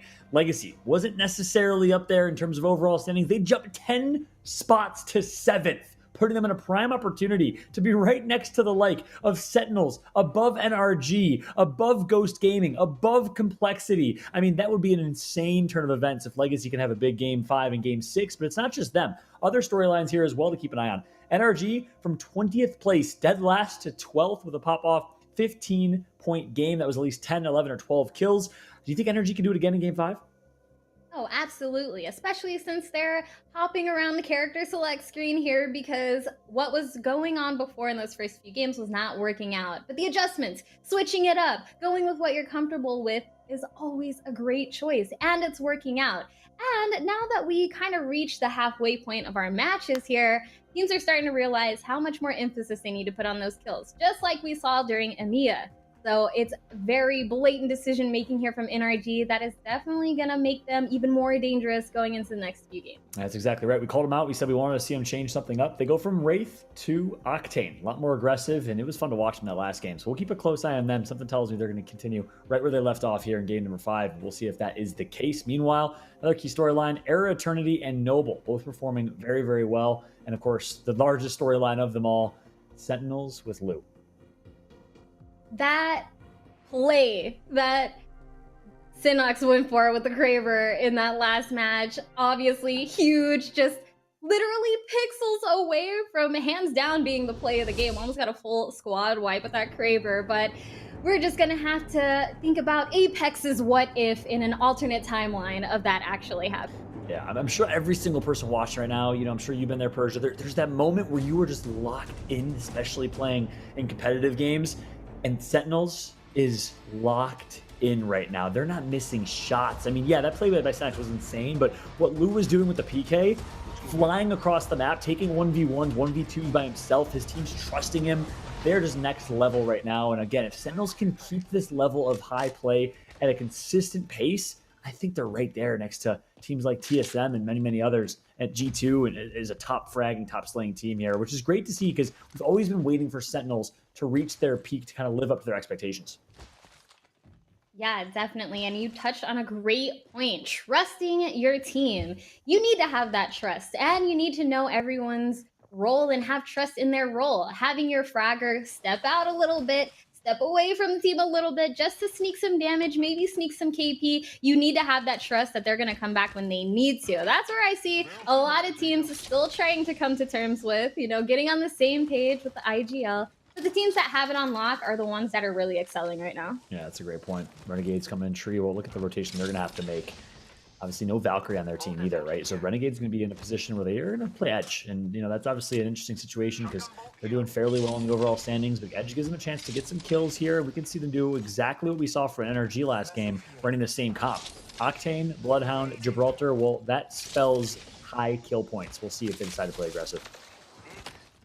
I hope so, because I love seeing people go for the KP in times like this, especially when we're getting closer and closer to the end of the series. Every single point is going to count, and we actually saw how much that made a difference in just one game when you take a look at teams like NRG and Legacy MX, who jumped up 8 and 10 places in one game. And I got to tell you, I love what our observers are doing right now because they're just teeing up what I think could be very interesting in a potential fight between NRG and Renegades. Obviously, not a guarantee as they're both going to be rotating from the southwest side of the map, but they could map up or line up at some point. But nonetheless, we're teeing up some foreshadowing for, I think, these two teams to go big, to play highly aggressive. I think Energy just realizes, hey, we have nothing to lose. We need to play aggressive. So you'll see them continue to do that. You'll see Energy take any fights they can. Something interesting that we ran into last game is that we mentioned how the late game Valk ults are becoming less and less useful, and I think that is really making an impact on this lobby, because I think a few teams now are opting to go back to the tried and true and not really stick with the Valk. I know NRG was one of them, but hopping around the teams here, we're seeing a lot of teams kind of not really going for the Valk. And then take a look at Torrent here. Reese is donezo. Valk is out of here.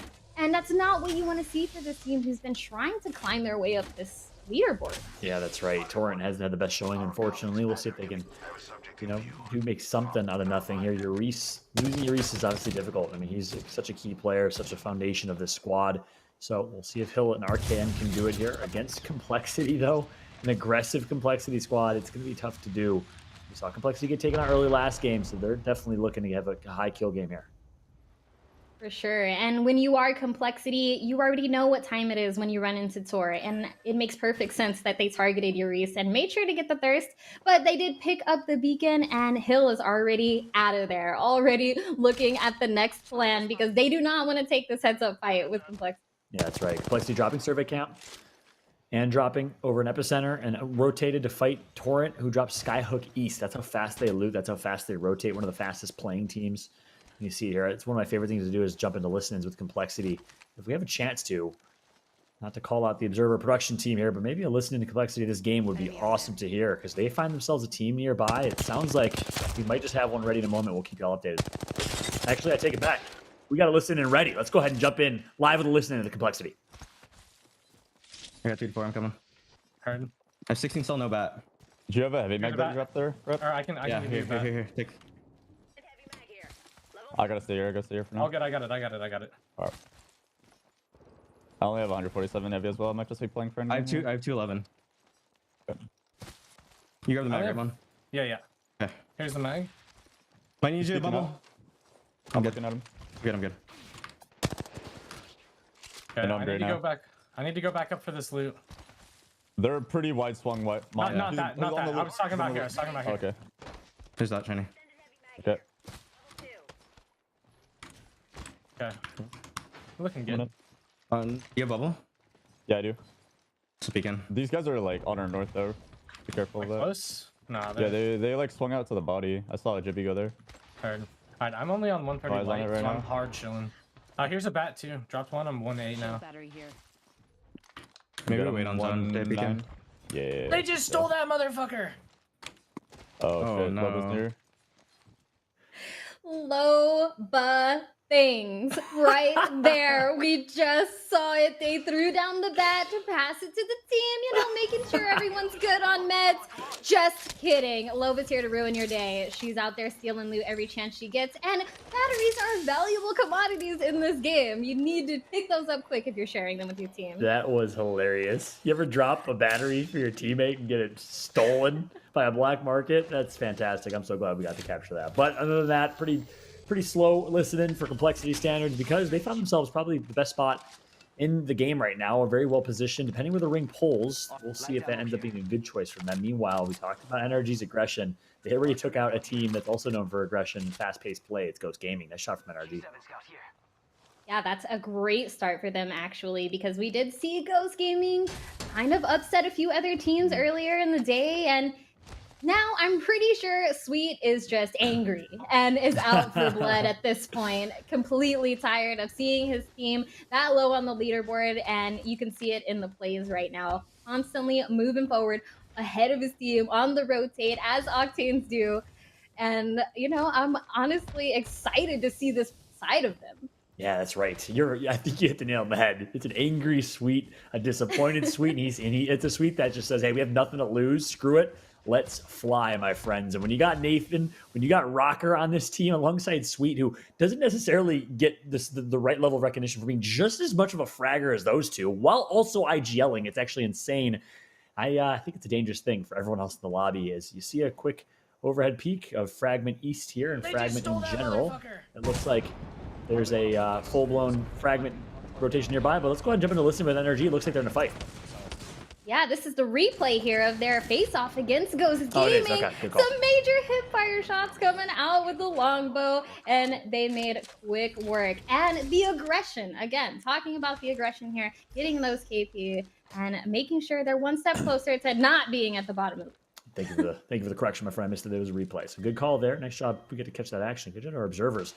Not missing a single fight as we saw Energy take out Ghost there. And we'll keep an eye on the kill feed as they probably are going to want more. But right now it's Astral Esports finding themselves a good place to post up in Fragment and predicting the zone to continue to pull this area. But I think it's just going to continue to pull north. We'll see if that's the case, though. They might have to rotate here in about 2.5 minutes. Yeah, nice change of pace on the ring here. We had a lot of rings like in the southwest, in the east, but now we're heading north this time around. That's right. Yeah, you're right. A lot of south rings across EMEA and North America. That's for sure. But this is the ring that Complexity wants. Well, on paper, it's the ring Complexity wants, but that's the reality is Complexity sometimes does like the south rings because they do like to play edge and they like to rotate and take fights. So it's always interesting seeing how they play and seeing how Complexity kind of fares in these rings. But for Sentinels, for NRG, well, it's pretty far rotation. You see them continuing to play edge here. Let's see what Sentinels is going to do. Yeah, they're looking very healthy right now. 2 gold shields to work with. You know, not much gunfire or fights nearby even. They're just kind of rotating and looking clean. But now we have a fight. NRG back at it again with the aggression. But this is not a solo fight they're taking on now. There are quite a few teams in this building, and they're out for blood. We have the ult activated, the scans are up, so they know they're not alone, and that's why we're seeing them not quite go in 100%, but just being a nuisance and letting their presence be known. That's right. So many teams nearby, and in about a minute, they're going to have to rotate as well. So this is the perfect opportunity to jump in and listen in and see what the comms are like with an RG. He's right above me. Peeking the stairs. Cannon 1. 89 cracked, blue armor. I'm going third. I'm going up 1. Yep, go up Nox. Okay, I'm gonna throw a vert. I have give you on 10%. Give you on 10%. Yeah. Good arcs up there. I'm gonna try to stick one. Scan at 5. Give you on 5%, okay? Yep. I'm gonna wait for your Gibby and then scan. One's right above me. Eva. Okay, I'm give-ulting now.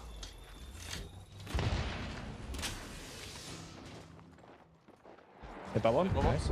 Okay, we'll have our bubble on the stairs. Okay. We need to bubble out wide and turn around and shoot, okay? Just bubble up the stairs. Right now. Bubbling out wide. Bubble. Yep.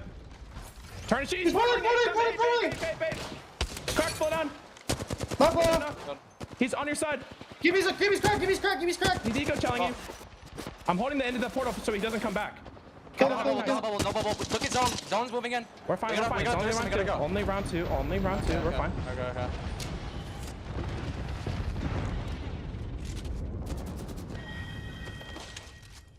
Jump.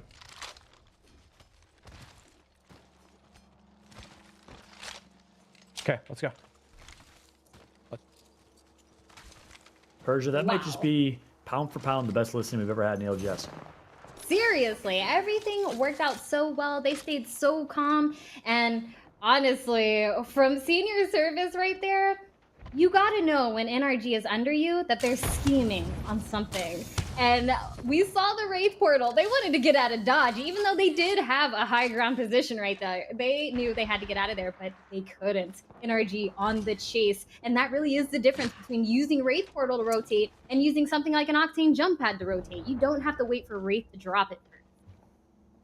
You know, I just want to point out a few things right there that was perfect for a variety of reasons. One, their ability to recognize, hey, utility. We have a Gibby ult coming soon. Let's not push, let's play it slow. Let's use that Gibby ult. Two, the quick play and the decision to bubble wide, save their bubble, recognizing the other team had to use their bubble. They have an advantage and immediately turn and shoot. The coordination, the orchestration. But then three, perhaps most impressive, Sweet's ability to calm things down in the moment was unlike anything I've seen before from a IGL and from a leadership perspective. Brilliant listening right there across the board, especially with two young guns that obviously have a lot of adrenaline pump and are so fast-paced, are so talented, but still so calm while they're doing it. That was just beyond impressive. I like what I'm seeing out of NRG.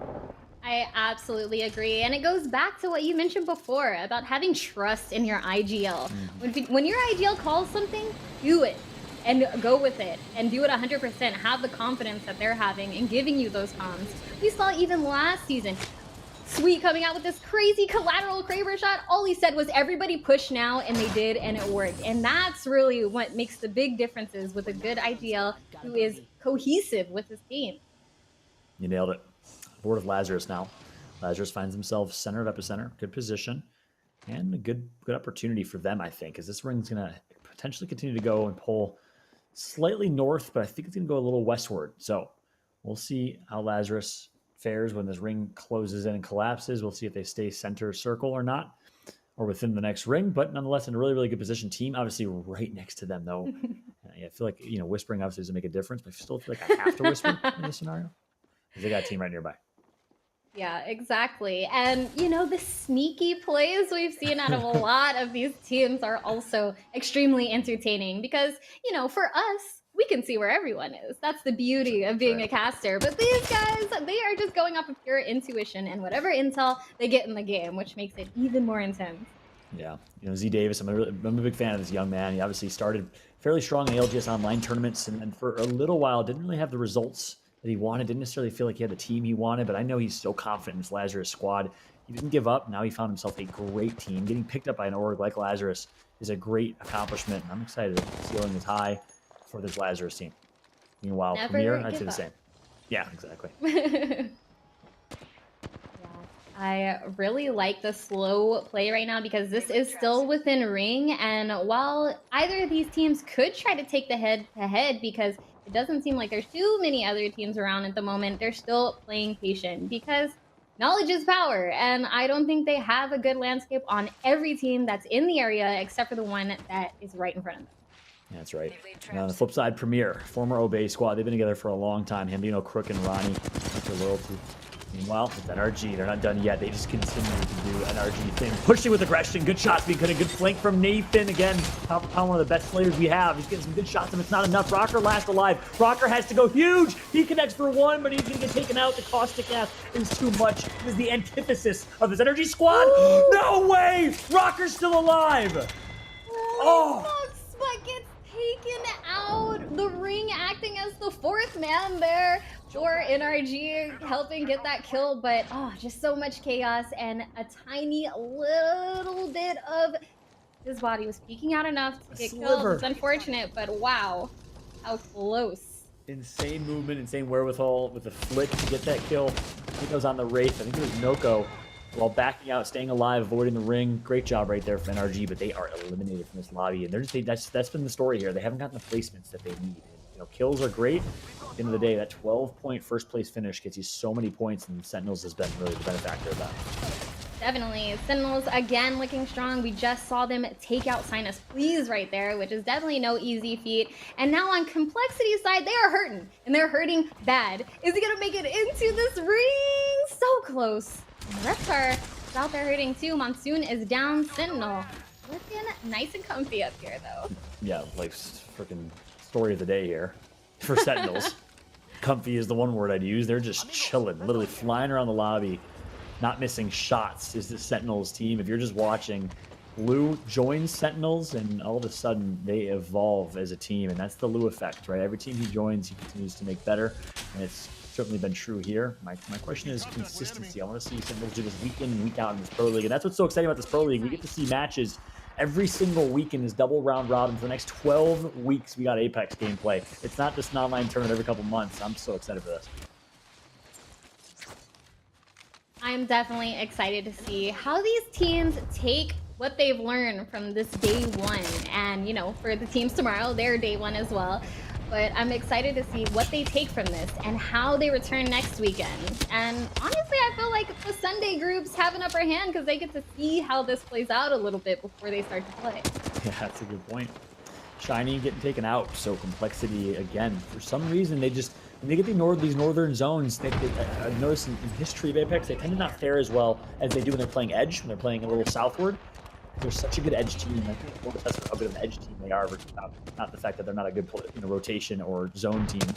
Nonetheless, They get taken out here. I think there's one member alive still, might be Reptar, but he gets taken out as well by Lou. So I'm board now with CPR certified. Oh my goodness, teams are dropping left and right. Wow. This kill feed's getting a lot of action, and the ring is hurting. We even have ultimates coming down outside of ring, so you know someone's about to go down, and that's Oh Senpai. That's right. Unlucky. Also, again, in an unlucky position as we jump aboard a CPR certified again. It's Kupski. Kupski played on the Flashpoint team that saw a sliver of success in the summer circuit. We thought they were starting to kind of cement themselves as a top team, but weren't able to keep that consistency up. Kupski kind of tried his hand with a couple different rosters, and he's hoping he has a top roster here in Rollers and Protectful. We'll see if that's the case. I think I saw a triple take in play, actually, which, you know, it's no Kraber, but it definitely gets the job done. I think one of the Noble members might have fallen to the triple take. RNG right now getting some fat wingman shots. That kill feed is giving all the love to the wingman right now. Yeah, and RNG needs this play, right? Because they were coming in not necessarily within the top 5. They needed to go big. They were 6th place, so they're still fighting for a top 2 finish. It's going to be hard to beat Sentinels. This is the game that they needed. But again, speaking of Sentinels, hard to top this team with how that they are playing. But RNG and the kill feed keep lighting it up. This time, it's going to be against former My Little Phony squad. It's Phony and Scissors. Yep, and making a great use of that L-Star to get those kills. Tor right now trying to fend. They are in the top 7 squads, which is a great and refreshing sight to see for this squad. But let's see if they can keep it together, because at this moment they are still outside the ring and there's a lot of congestion happening down here at the bottom of Epicenter. So if they decide to take this long rotation, which it does look like they will, they need to do it soon. That's right. Tor's back. If they're fighting and getting killed early by the likes of Complexity, they're able to get the respawn, and they're in a good spot. Meanwhile, Lazarus, Valkyrie rotation, going to get actually knocked. It's going to be Z Davis out of this one. Bank last alive, looking scary. And again, it's going to be RNG that continues to light it up with kill points. They were up there on the top in a position that, you know, a Valve ult came in on them, but it did not work at all. They can't stay here long. This is out of bounds territory, and the time does stack. Yep, they need to drop immediately. One down is here as well. Back over at XSG that has the wide angle on Thor, who's struggling to keep this fight alive on top of this rock.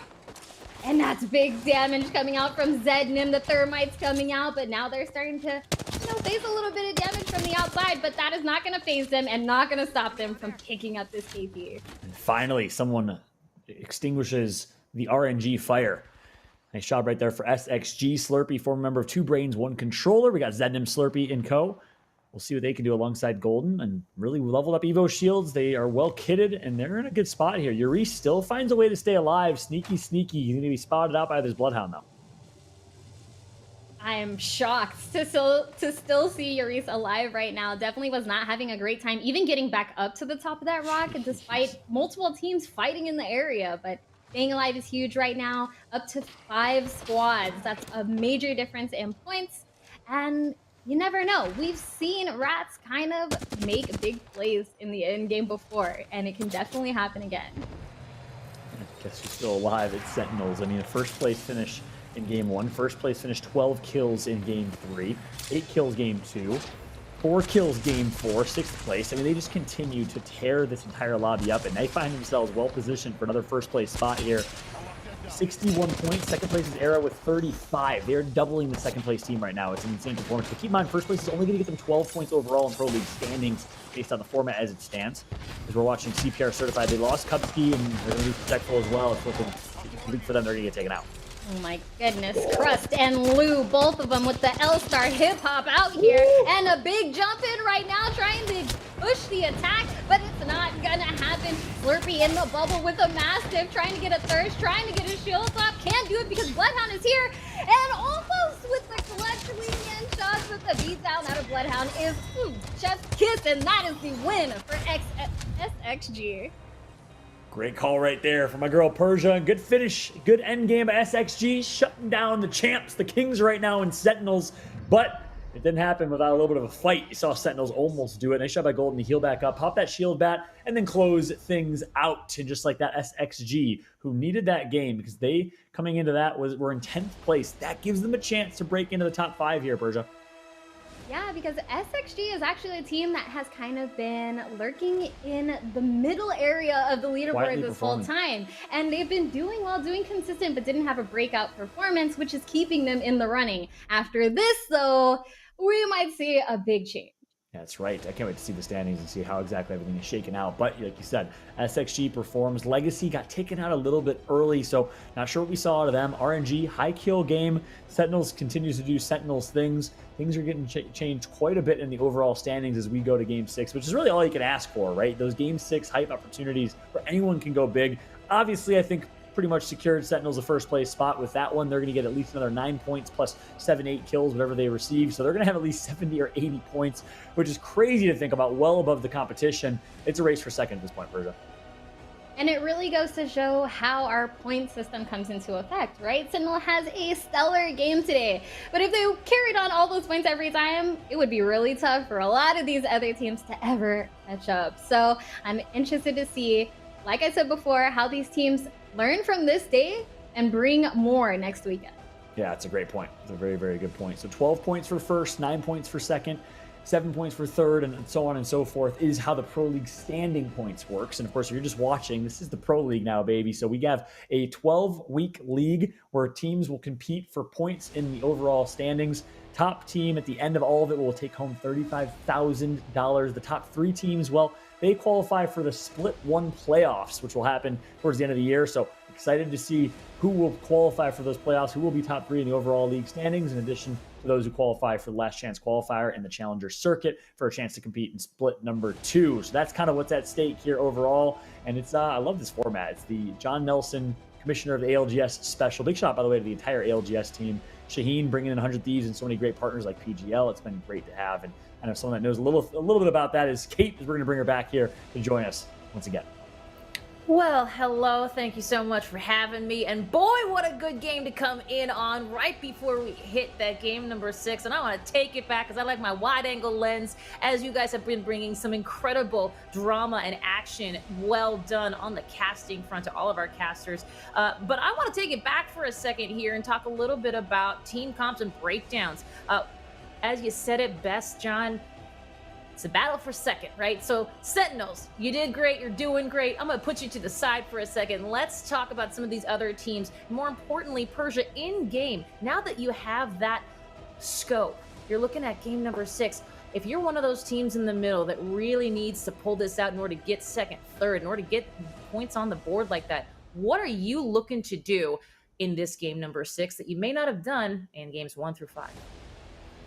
Well, unfortunately, if you're one of the teams that are really lagging behind, you gotta try to get some KP, and that's not gonna be easy. And I know we've kind of talked about teams rotating in early a lot, but we've seen a lot of success out of the teams that are still trying to play this edge of the ring and, you know, edge of the circle so that they can catch others rotating in. And that might be the best play for teams that might not be comfortable with taking a full-on, full-fledged fight every single time. Now, Fallout, I gotta say, one of the things we've heard time and time again with these comms, and it's been said, is that if you can communicate effectively, orchestrate efficiently, and manipulate the momentum, you can make or break this lobby. Is that true? And if so, where did we see examples of it? Yeah, I think that is 100% true. And the best example of it is NRG and the way that they've reacted, the way that they've bounced back. They decided to just go freak mode with an Octane and Bloodhound team composition, ultra aggressive, and with great orchestration, as we saw in that listen-in, came great execution. We saw them get 6 kills before they got taken out. Yes, we did. Dead last 12. That is no easy feat. Persia, round 4. Let's talk about it because it continues to be a bloodbath. Strategy-wise, how do you deal with that if you're one of those teams who are trying to make that rotation as bloodless, if you will, as possible? It's all about using your environment. Sometimes you really don't have a lot to work with, but any little box, any rock, any hillside that's in your favor, you can use that to your advantage. And although Valk is that flavor of the month right now, sometimes just walking into your location might be a little bit better. Oh, I love that you mentioned the Valk because that has been a key theme, not just in games 4 and 5, but certainly throughout this today. Fallout, now that we've seen how Valk can be and can't be used, the mixed bag that she brings, are you expecting tomorrow's A versus B group, A versus D groups, are you expecting to see less Valkyrie than you did today? Yeah, you know, actually, I've been kind of surprised to see the lesser amount of impact than I think what was expected with Valkyrie. We've seen other team comps really shine. Obviously, Valkyrie's still at play, and as a result of that, a lot of controversy, a lot of discussion, but it hasn't been as bad as I think I expected coming into it. I think as a result, yeah, we might see a few less Valkyrie teams, because teams like NRG and many others have shown there's many other comps that are certainly viable. Yes, they are, and my goodness, the Caustic, the Octane, you've seen some incredible Bloodhound plays, certainly. If we're looking through the scope now to game number 6, I was going to say, who do you have winning? The whole thing, but that seems silly, Persia. Silly to talk about Sentinels one more time. I mean, this might be the only chance I get to predict something right. So Sentinels should definitely be taking this, 100%. Okay, that will I can appreciate that. By the way, I just want to say one last theme that I've been mentioning and noticing is that I'm the only person yet on stream to not say McNuggy butt. Oh wait, I just did. Welcome. That felt really good. Felt really nice to bring that all together. Welcome to the club, my friend. It feels great, doesn't it? Thanks very much. We're going to make sure it's later. It's going to be awesome. Well, you know what? One other thing we want to make sure you showcase, or you see from our angle, is some profiles of some teams that we like to talk about. And one of those teams, you might know them as Bottom 20, formerly Bottom 20, formerly Kangarna NA, and now, of course, 100 Thieves. They're also known as our NA ALGS champions from year number 1. Let's take a look at, oh yeah, exactly what Fallout did. Let's take a look at what they had to say about today's competition and the Pro League overall. Let's go. Let's go.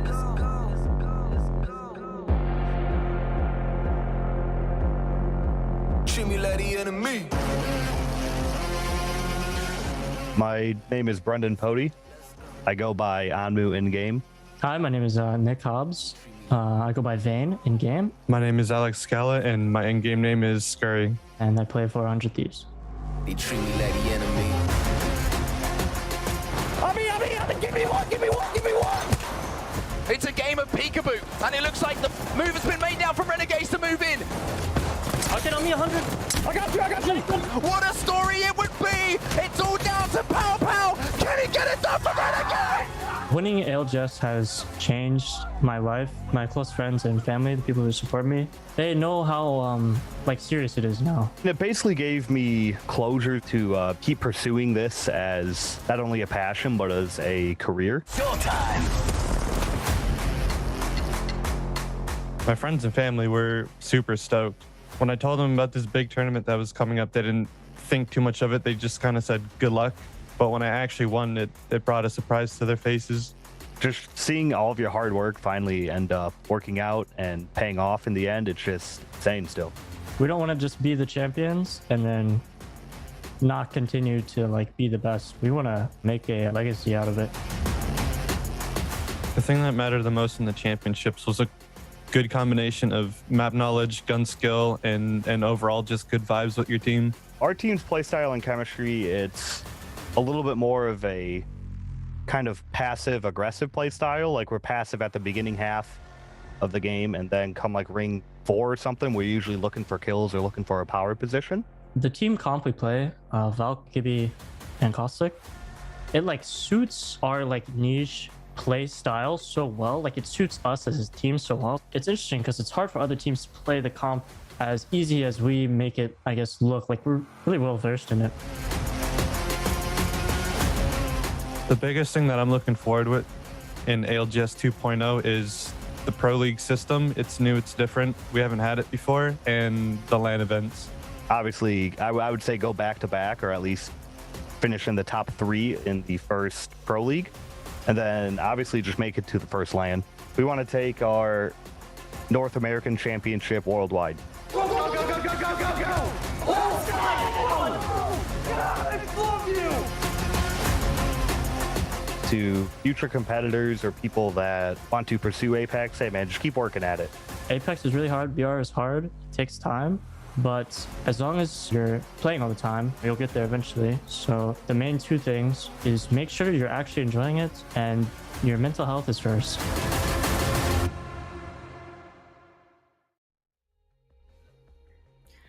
You gotta love 100 Thieves, formerly Bottom 20, formerly NA Congarna NA. John, real quick, I know you chatted with these guys before. What are your thoughts on what we just saw?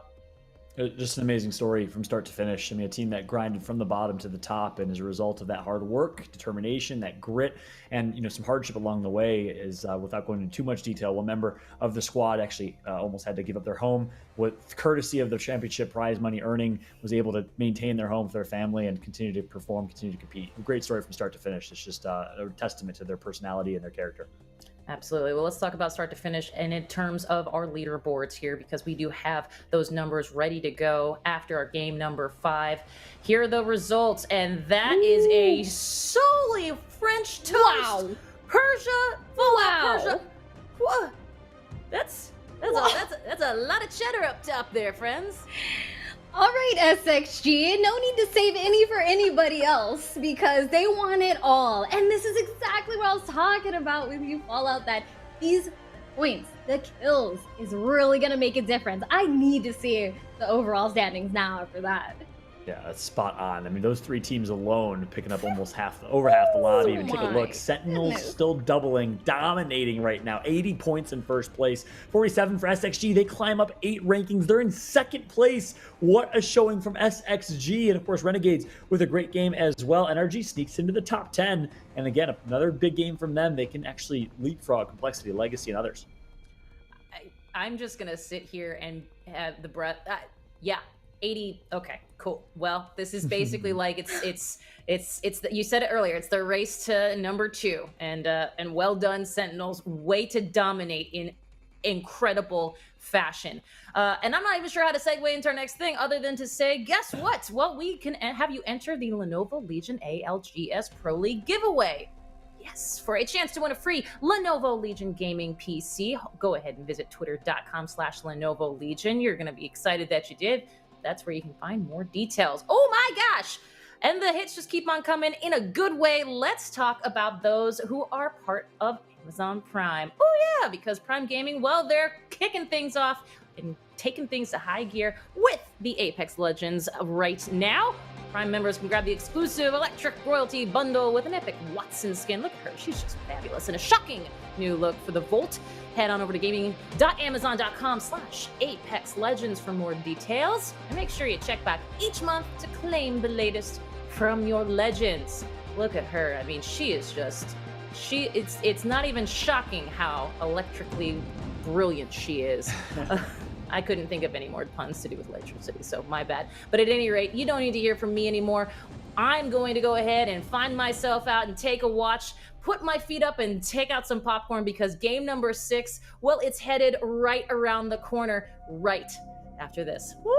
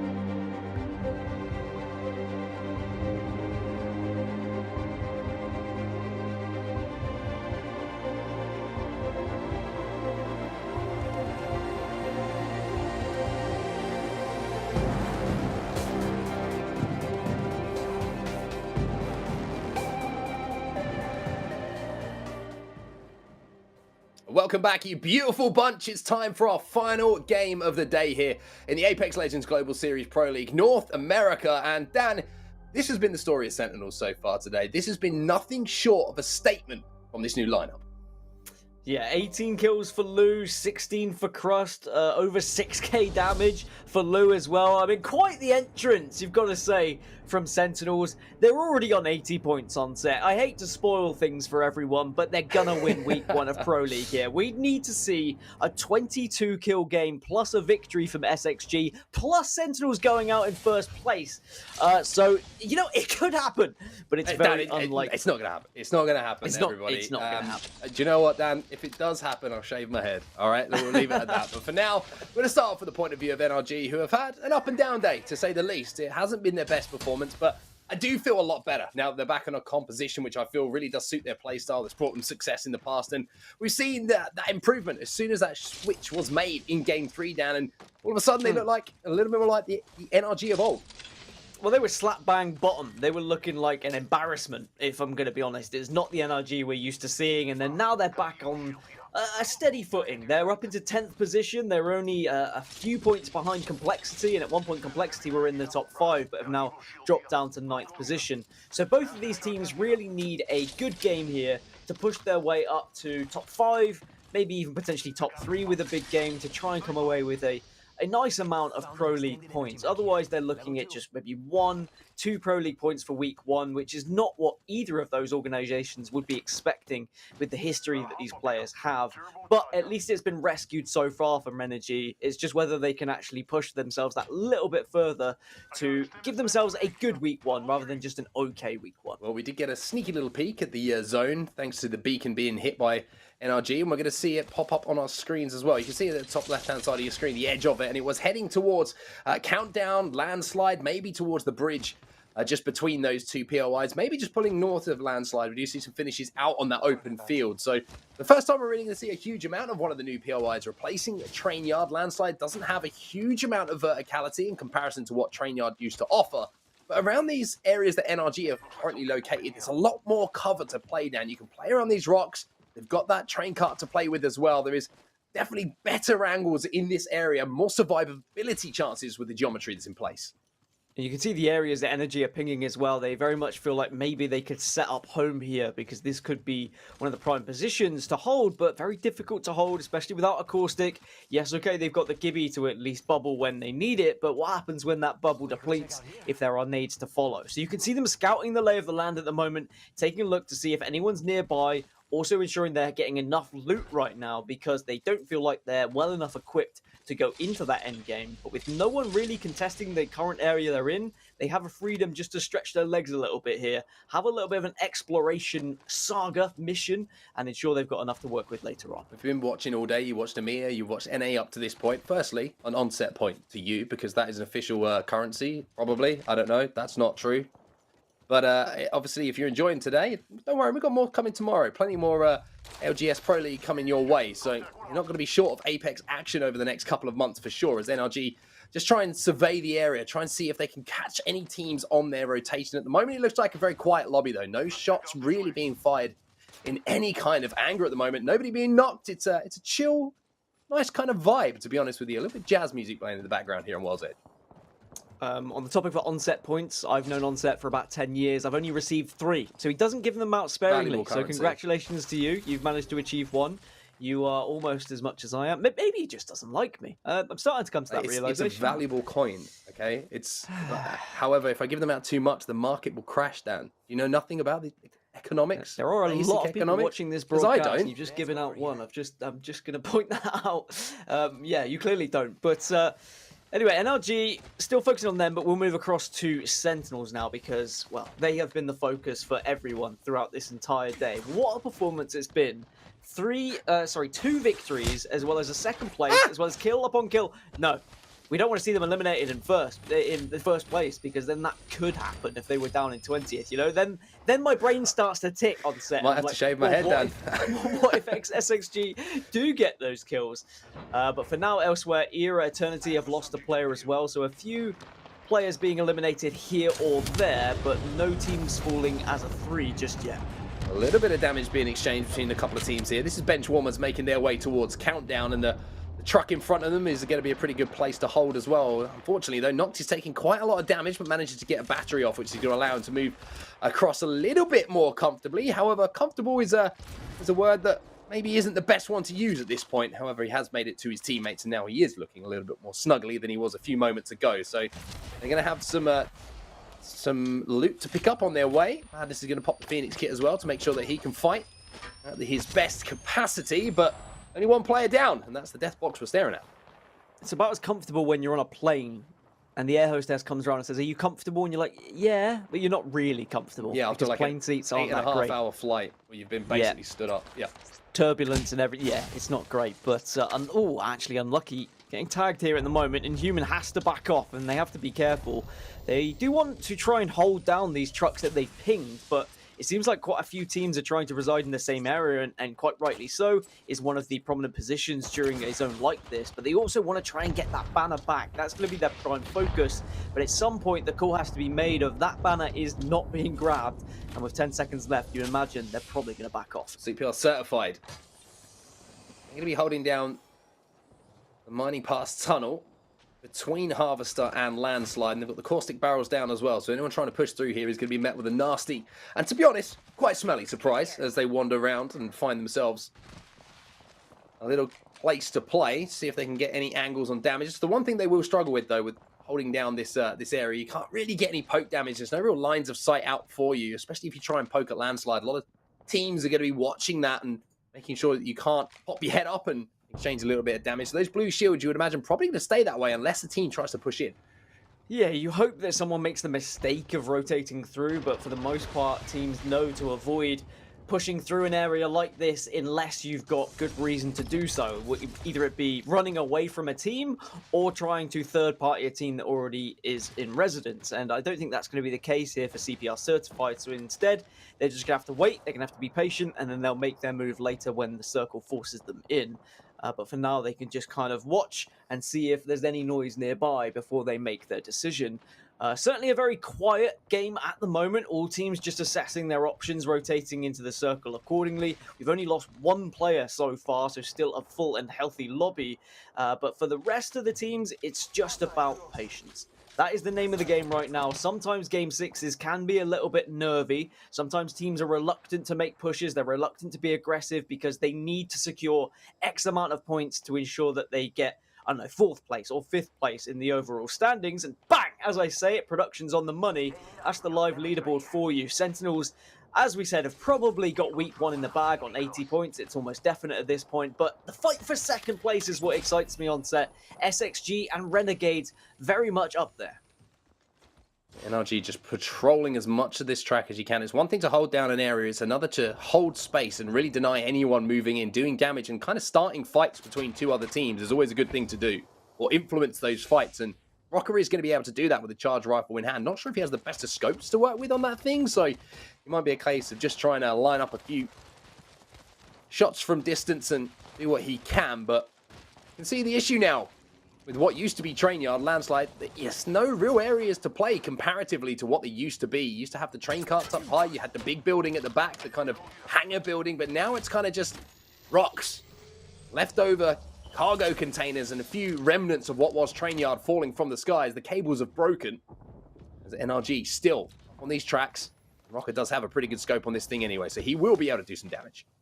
We had a brief glance of W, who are somewhat nearby, down in 14th position at the moment on 18 points. Of course, 2 players previously on My Little Phony, but haven't really been able to find as much success as we did see in that one tournament leading up to Champs when My Little Phony really just blew everyone out of the water. But for now, it looks like they are just going to have to wait and be patient in this game alongside everyone else. Lazarus still on the edge at the moment as well. Do have an idea of a team that is nearby, and that's why they're just holding this building at the moment, just in case they are going to be pushed. But that's going to be the ping, and there is going to be the sonar being sent out by the Bloodhound. So now the jig is up. They're not going to be able to get any sort of ambush. Instead, they may have to take this fight if the team on the high ground decides they want to push it, because they do have to come in through this circle. Well, I've got a little break in the play here, and not too much is going on as the teams are kind of posturing. Humour me here, Dan. You CPR certified? Just interested. I am. Are you actually? Yeah. Yeah. I am. I've done my first aid training. I think it's actually probably, I need to redo it again in probably 6 months or so. But yeah, I'm first aid trained. I'm all the good stuff.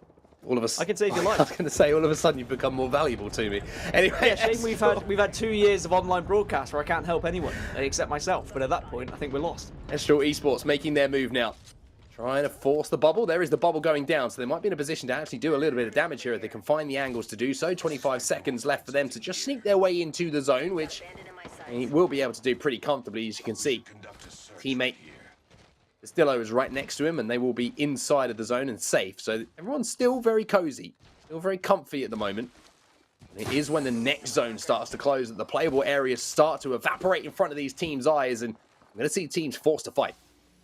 It's about not getting too lazy here, because if you do get lazy at this point, then that's when you start to make silly decisions. When the game's quite slow, it's very easy just to be like, oh, well, I guess we'll just hold here for a while. And then suddenly a team comes out of nowhere and you're not prepared for it. You need to be switched on at all times. Communication has to be on point. You can't let a slow game get the better of you. But you are right. We did see one player go down. It was Noko. And now we're starting to see more in the kill feed. And actually, that's going to be your first wipe of a squad. And it looks like it was Noko's team. Sentinels are making a very interesting rotation now. They're going to hit the guys. And let's jump into a listen-in as they're trying to find a spot to play. Have to make it quick. Oh. Walk up, don't get in. Right now. I might be right above you, be careful. Yeah, I know. Yeah, behind us. Yeah, arcing down. Bubble. Helping. Come to me. Just come to the bubble. Okay. Is he nade on top of the bubble? They ulted us. We gotta drop. Drop. Yeah, come to me. Come to me. Just straight follow me. Full team in graveyard. Full team in graveyard. That's fine. That's fine. Peek. Just come to this corner right here. There's no way this team forces us. We'd be like actually branded. I want to go back once we get bubble. I want, yeah. Back to where? Where we just were? Yeah. Didn't get anything close. Just climb up, bro, and think they're on it. Yeah, we can. Be careful from the graveyard and killing you. I know. They're not paying Yeah. Oh, that was a little close. That was really close. Yeah. Walk up on us, won't crest. I think they're trying to walk up. No, you're good. But they don't have Gibby ult, so it doesn't matter. We gotta be careful. Bro, why did from this building? Well, look at this. Yeah, it's fine. I'm just gonna. Do you guys have a make it? Nope. Use one now. Yeah, I do. Look at this pole, by the way. They're gonna move soon. Is it? It's a Valk team, right? Yeah, I see the pool. We got sort of fucked, bro. Yeah, seems fine. We can fight them. Yeah, honestly, we can. 100%. I think this is a free fucking fight, actually. Is there any way we can get up on Crack the... Gibby. Walk up. I'm bumping up. I'm walking up left. I'm getting up left side. I'm getting up Alright, left side. I'm gonna shoot the left. Yep. Ape. Fucking hard ape. Straight to 100. Right one. Keep it dead. Keep it dead. Just amazing the bubble show. Oh, that's Armor swap. I'm holding the sword. Fucking well played. I did nothing that fight, Luki. I should on them. Yeah, no, we can't give them time to reset when we do that fucking damage. I just had to ape. Yeah, you're good. I ran Good into job. it when I came in left or late. I didn't know it was there. Yeah. Sentinels just making it look simple, Dan. You heard the call, just hard ape, just push them, run them, and they didn't even take enough damage for one of them to go down. Sentinels team fighting today has been exemplary. Yeah, you really feel sorry for the opposing team, whoever is going to go up against Sentinels, but when you're just kind of residing in a building and you hear some shots outside and you think, oh, it's all right, maybe we can take down a fight, and then the kill feed, the first knock comes through and you're like, we're against Sentinels. It's been good, boys. We'll see you in the next week of Pro League, because that's you down and out. And Sentinels, with the few points they've picked up, they are slowly but surely confirming their week 1 victory, confirming their 12 points here from Pro League week number 1. But it's going to be about who gets those 9 points, who gets that second place, who gets those 7 for third as well. And even though Sentinels have dominated this lobby, that's all they're going to have to show for it, is they're going to have a 3-point lead over second place. So it does show that you still need to be consistent week after week. You cannot win kind of Pro League. You can't take a massive lead in Pro League just by having one good week. You need to continue this consistency. This rotation from Sentinels has been absolutely nuts. They just fought their way through the lobby. They took on that fight inside of the building where they had to force that team. Otherwise, they would have been gate-kept by them. Wipe them off the face of the planet. They just poke around the corner with the scan. They bubble across the choke to make sure they don't take damage. And now they find themselves inside a zone here. That countdown, and they're going to have another move to make as well. But for now, they're safe. It really has been made to look so simple for them as Unlucky. They're not finding it quite as simple as they're down to just 2 in Human and Osenpai, the last 2 players alive. Charge rifle in the hands. He's going to be doing some damage and maybe an opportunity to third party as all of a sudden things are starting to kick off in the distance for them. like shooting fish in a barrel, and actually there's going to be several players dropping into others, and that is just going to be an explosion of KP over in that corner, you'd imagine. And you can see in the kill feed that is definitely happening right now.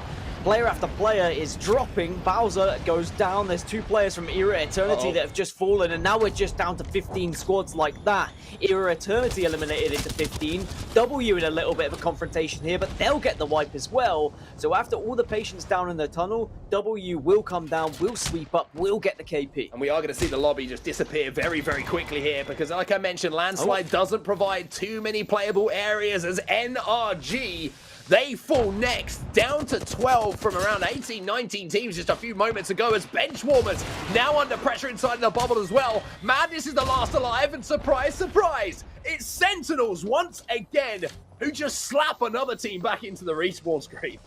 And Sentinels are just, they're making this look far too easy. This is like... It looks like men versus boys at the moment. This lobby. It's really nuts. is. It's just unfair at this point.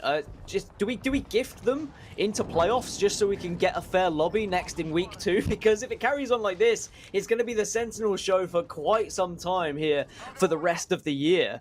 But they're kill leaders, they're playing with no fear, and yes, they had a flawless rotation on set that you were pointing out, but that's because they're so in command at the moment. SXG though, they're in 2nd place. They need to be staying alive here. They need to try and ensure they're picking up KP, getting to the late game so that they can walk away with 9 points here in Pro League, just behind Sentinels. This is not good. But one's gone down, make it 2. This is not good whatsoever. Slurpee is no. the last player alive, and he's going to be trying to do what he can. Who's looking for the pieces? Who's looking to pick the bones? It's Sentinels, of course. Senox did get that final kill, as Sentinels now move just outside of the zone and just add to the tally. At this point, it's time to get the calculator out for the kills, because you can't count them on 2 hands. Torrent go down as well. This is good news for RNG with the SXG falling. That opens up 2nd place as a potential spot they could grab. Lazarus also could move up there. I think Complexity may still be alive, but yep, there they are, right on the kill feed, bang on the money, and they're going up against Lazarus. Monsoon getting the opener onto Vize, and now we'll see whether they can close out those kills. If Complexity can have a big game here, they can really project themselves up this leaderboard, push into top 5, maybe even top 3. But with the way Sentinels are playing, no one is safe. Not one single team is safe in this lobby as long as Sentinels are alive. Sentinels are kind of channeling their inner Goldberg at the moment and just looking at teams and saying, you're next. And it's as simple as that. Just run at them, just spear them, and then that's it. Unbeaten, undefeated. That kind of vibe going on for them at the moment. However, you're also going to watch Ghost Gaming right now doing a huge amount of damage. The turbocharger on that devotion is going to rip through the shields and the health of O Senpai. He will go down, and finally Sentinels find themselves up against a little bit of a tough situation. Cross is going to have to pop that battery. Lou has gone down, but it's just for now, as this rock will provide just enough cover for them to get back up to 3. So gods do bleed, it would seem, but not enough for Lou to be taken out of this game. Instead, they are going to get back up, and maybe that's just going to be a little bit of a taster for what to come for the rest of the lobby, as they see Sentinels on the ground, and they might just want to get them out of the lobby for the sake of keeping themselves alive at this point and trying to get an easier way for their path to the top 3, or maybe even winning this game number 6. Have to shout out Noble. They're still alive. They are currently in 6th position as it stands, but 3 of the teams above them are already out. But here comes Sentinels again. Sentinels, they're just pushing in. They do not care. But have they met their match this time? Lou will get one, tries to swing around, does damage. Xenox, last player alive, has to clutch up here for Sentinels, cannot do it. And finally, the roll of Sentinels will be stopped, as now we jump on board with Complexity still controlling this high ground. It is worth mentioning, though, Sentinels have done easily enough to be the champions of week 1 of Pro League. They will be walking away with 12 points. It's been such an impressive performance, but game 6 is about who's going to be picking up place number 2, place number 3. Complexity trying to contest as best as possible from the high ground here, applying a lot of damage and getting knocks. They get the knock onto Vaxlon of RNG, so Renegades down to just 2 at the moment, but may be able to get Vaxlon back up. Complexity and Renegades, 2 key teams here in this fight. My word, the missile swarm is going to crack shields for fun. Reptar is just going to be shooting fish in a barrel as Complexity start to remind us all of just how deadly they could be in these final zones. Reptar once again just picking his targets, not missing a bullet. They have to be careful of the defensive bombardment, but they survive. Renegade seem to be eliminated. Ghost have just been eliminated as well. Now we're down to just 5. Complexity were in 9th position on 27 points coming into this, but they're already in top 5, and they've got KP, and they are just making this game near impossible for everyone below them right now. Complexity very much in the power position. It's just a question of, does anyone even challenge them? Can anyone challenge them? Because they're all focusing on so many different fights right now, it's difficult to even think about Complexity.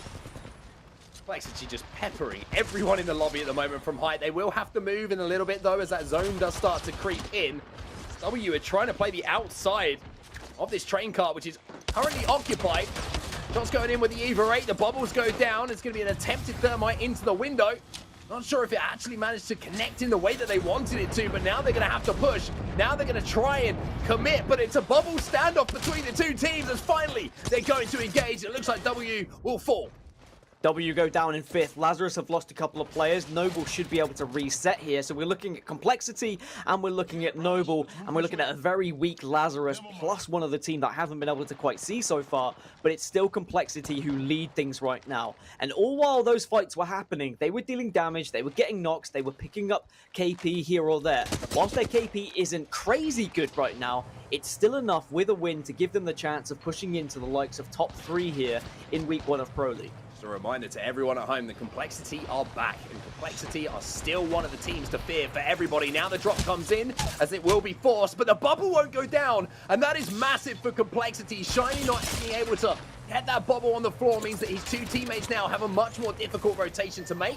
There might be the option of the portal. That looks like the play they're going to be going to, so Monsoon will be instrumental here in the survival of his teammate. Whilst they did have the power position, they very much made themselves a target. It was Premier GG, the 4th team, who are just being a thorn in the side of Complexity. They've done so much damage, so it moves over to the likes of Noble now, who can wait inside this building, who, if they can hold off this push, do give themselves a real chance of winning this game.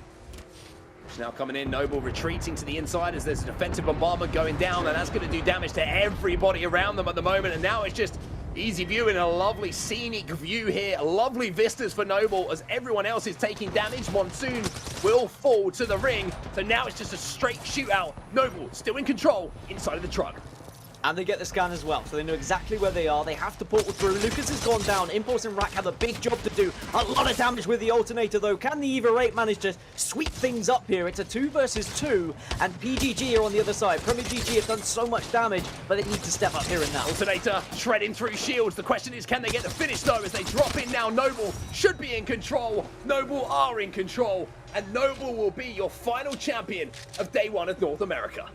And Noble make up for that game 1 today, where they lost in the 1 versus 1, and we were kind of asking questions, you know, are they going to be able to clutch up? They've been getting to the late games. Well, now they get the job done. Now they show us that they are here to play, and I think it should be enough to secure them a top 3 here. I mean, we'll confirm it later with points, but that is a nice, juicy amount of placement points and KP to follow.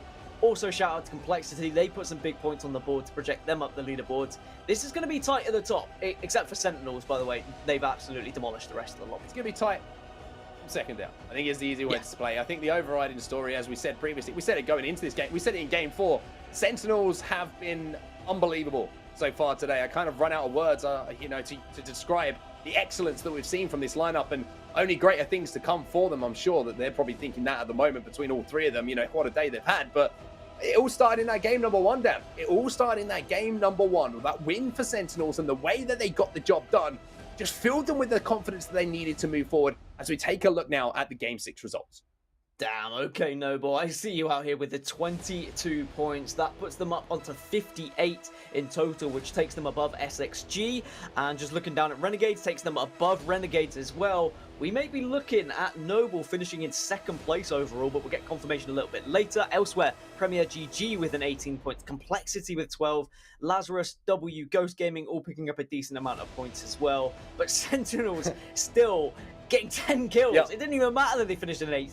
They were just mopping up the lobby for fun. It was pretty crazy. And when you have a team doing that in the lobby as well, when you have the likes of Noble and Sentinels both popping up with 20 kills, it means there's not a huge amount of points for the rest of the lobby to try and close that gap at the top, especially if you're outside of that top 10 and you want to try and shift yourself up a couple of places to get a couple of Pro League points on board after day 1 is done and dusted. Torrent with a 10th place placement, no kills to go alongside it. Not been the best day for them, but again, one notable absence from that top 10, Dan. It's NRG.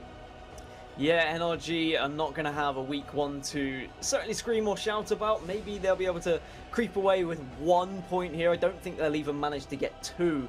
I think Premier GG and the likes are going to leapfrog them in the leaderboards to take that 2 points off them in Pro League. So it will just be the 1 they'll have to result to. But that only puts them, what, 11 points off of first place, right? So they can catch up as the weeks go on. They just need to go again. They need to assess what went wrong, why it went wrong, and maybe just this combination of teams didn't work for them. Maybe when they go up against Group A or Group D, things might fit in a little bit better. They might have a more comfortable drop. They might have an easier rotation. There's all these different factors that do come into it. But ultimately, I think they will be disappointed with how they performed today, and they need to step up next week. We're going to bring Kate back in now as we are going to obviously see what her reaction is, because that was a pretty crazy game to close things out, and I'm just blown away by how good Sentinels have been today. I know I kind of harp on about it, but rightly so. There's only so many times you get to talk about this kind of performance from a team across 6 games. You know what? You are absolutely right, Onset. And I do want to ask this question from a different direction, because Sentinels had such a dominating performance. The math does not lie. It is incredible. But let me ask you both this question. Gaskin, we'll start with you. What is there to do about Sentinels? How do you counteract? What can be done in this lobby against a team that can basically take anyone out? Run and hide, survive, hope someone else maybe does a little bit of damage and kills them before you. But I think Mark said it perfectly when he said that they really set the precedent here in game 1. When they won that 1v1 clutch, you heard the comms afterwards, you heard the confidence that was flowing through them. That allowed them to play the game however they wanted to play. They already knew they got the victory, they got placement points, they were leading this lobby. They don't fear anyone in this lobby. They feel like they can win any fight, and that was perfectly displayed in game number 6 when they just ran wherever they want through whoever they want, and that's terrifying. I think the way you've got to get Sentinels back on your level is by beating them in a 3v3, but beating them in a way that you embarrass them to the point where they start to lack that confidence once again. But from what I've seen, I can't see that happening anytime soon. I think to jump on the back of that, Kate, you know, the only people, when Sentinels are playing like this, when all 3 players on Sentinels are playing at this level, the only people who can really beat Sentinels are Sentinels. And I know that sounds like a little bit of a cliche to say, but I talked about how important that game 1 was, and I keep talking about how important that game 1 was, because they're also a group of players who, if things don't go their way, all of a sudden, they can look like a team who haven't played together before. But I'm super excited from the way that they've started off the Pro League. I'm super excited for the way they've started off ALGS 2.0. And if they can keep that momentum going now into another day, into another week, then they are going to be a team to be very, very scared of. Absolutely. And you know, this is a pretty scary lobby in general. We talked about the race to 2nd and 3rd place, certainly. But I want to bring it back a little bit. We saw some incredible gameplay from Noble, and we saw some incredible gameplay from our not just Complexity, but I'm trying to look at my notes here, W. I say this because W has been bringing in that caustic throughout this day's tournament. I say that because Noble, we have seen them position themselves so well, only to be taken down after that position. You know, Onset, keep this going for me. Talk to me a little bit about Noble and about W and sort of that practice makes perfect scenario. I think it's practice makes perfect, but I think a comfort level was very important today in what teams were running composition-wise. I think NRG is a great example of that. Trying something different, trying the Valkyrie thing, the Valkyrie composition, I should say, in the first 3 games didn't work. They changed back to something that they know a lot better, and it moved them up to 13th place. Yes, it isn't the result they would have wanted, but it's a lot better than I think if they would have stayed on that composition. And I think a lot of teams were playing a composition they were very, very comfortable with. There wasn't a huge amount of Valkyrie compared to what we saw in EU earlier, in my personal opinion, from what I saw. And it was more about the classic lineups that we've seen before. Sentinels showing that, you know, Gibby, Bloodhound, just getting the job done, getting the information, Gibby being the fallback, and then having the Octane to be aggressive is what can still win you games if you're working as a cohesive unit. Okay, Gaskin, I got a question. If you were to look at this Group B versus Group C overall leaderboard, you see those points. Can you give me the headline? And it can't involve Sentinels. That's the challenge. Noble come back after being embarrassed in a 1v1 to finish in 2nd place after a very emphatic Game 6. They were embarrassed. There was did you see what happened? There was no way Noble should have lost that game 1. It was a 1v1 that they should have won, but it was embarrassing. I love Savage, but sometimes you need to have the mental strength to come back from that. They've done just that. They've won Game 6. They finished in 2nd place. They're only 3 points behind Sentinels in Pro League, and they can get revenge another day. You know what? I love it when I've just got to throw this out there. There's 2 Dans, Please. and this Savage Dan is new Dan, and I love it. Honestly, I'm a big fan of it. I'm a big fan as well. Dan, you rock. I love it so much. Okay, well, let's talk a little bit about, as we mentioned, we've been talking about teams this whole time. Well, you know what? That means it's about time we talk about the individuals playing. There is no IN team, but guess what? Today, we're talking about each of those players. This is our Monster MVP discussion segment. Okay. Now, we talked about before game number 1 how hard it is for our analysts, for Bala and for Persia to come up with a top 3 teams to watch. I'm going to ask you, Gaskin, you're coming in hot. I feel it right now. I want you to tell me a little bit about who had your heart, who was breaking your heart, and which of these teammates you could really see go all the way in our Monster MVP.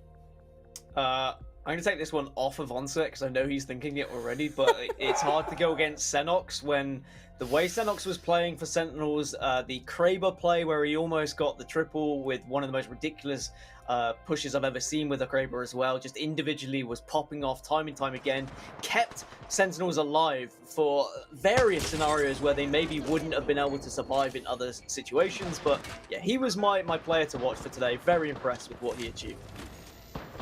I mean, for me, I'm going to jump off the back of it, and I was going to pick Xenox. However, I was going to put the argument forward that you could pick anyone on Sentinels. The reason being, game number 1, Crust, clutch 1v1. He won it. Lou in that last game, plus his IGL calls have been absolutely amazing so far today. But I think Xenox has just had those moments, right? And those moments are so vital. But, you know, now that I say it out loud, I'm actually going to give it to Lou. Because I think when you come onto a new lineup, yes, they've been playing together, you kind of seem to take over that IGL role from what we've heard in the communication. To gain the trust of your 2 teammates to back you up in those situations takes a lot. So I'd actually put Lou forward, in my opinion. But any member of Sentinels could happily be taking that kind of just MVP role on.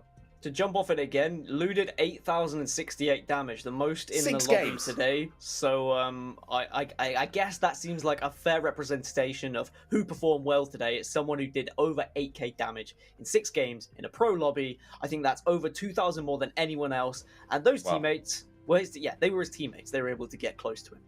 I'm going to say this once and for all. I really think that everybody on Sentinel should consider being pro Apex players. You know, should really just buckle down and do it. Let's take a look at the kill leaderboards and see exactly how much more damage some of these players have dealt out. I love that you brought that in, Gaskin.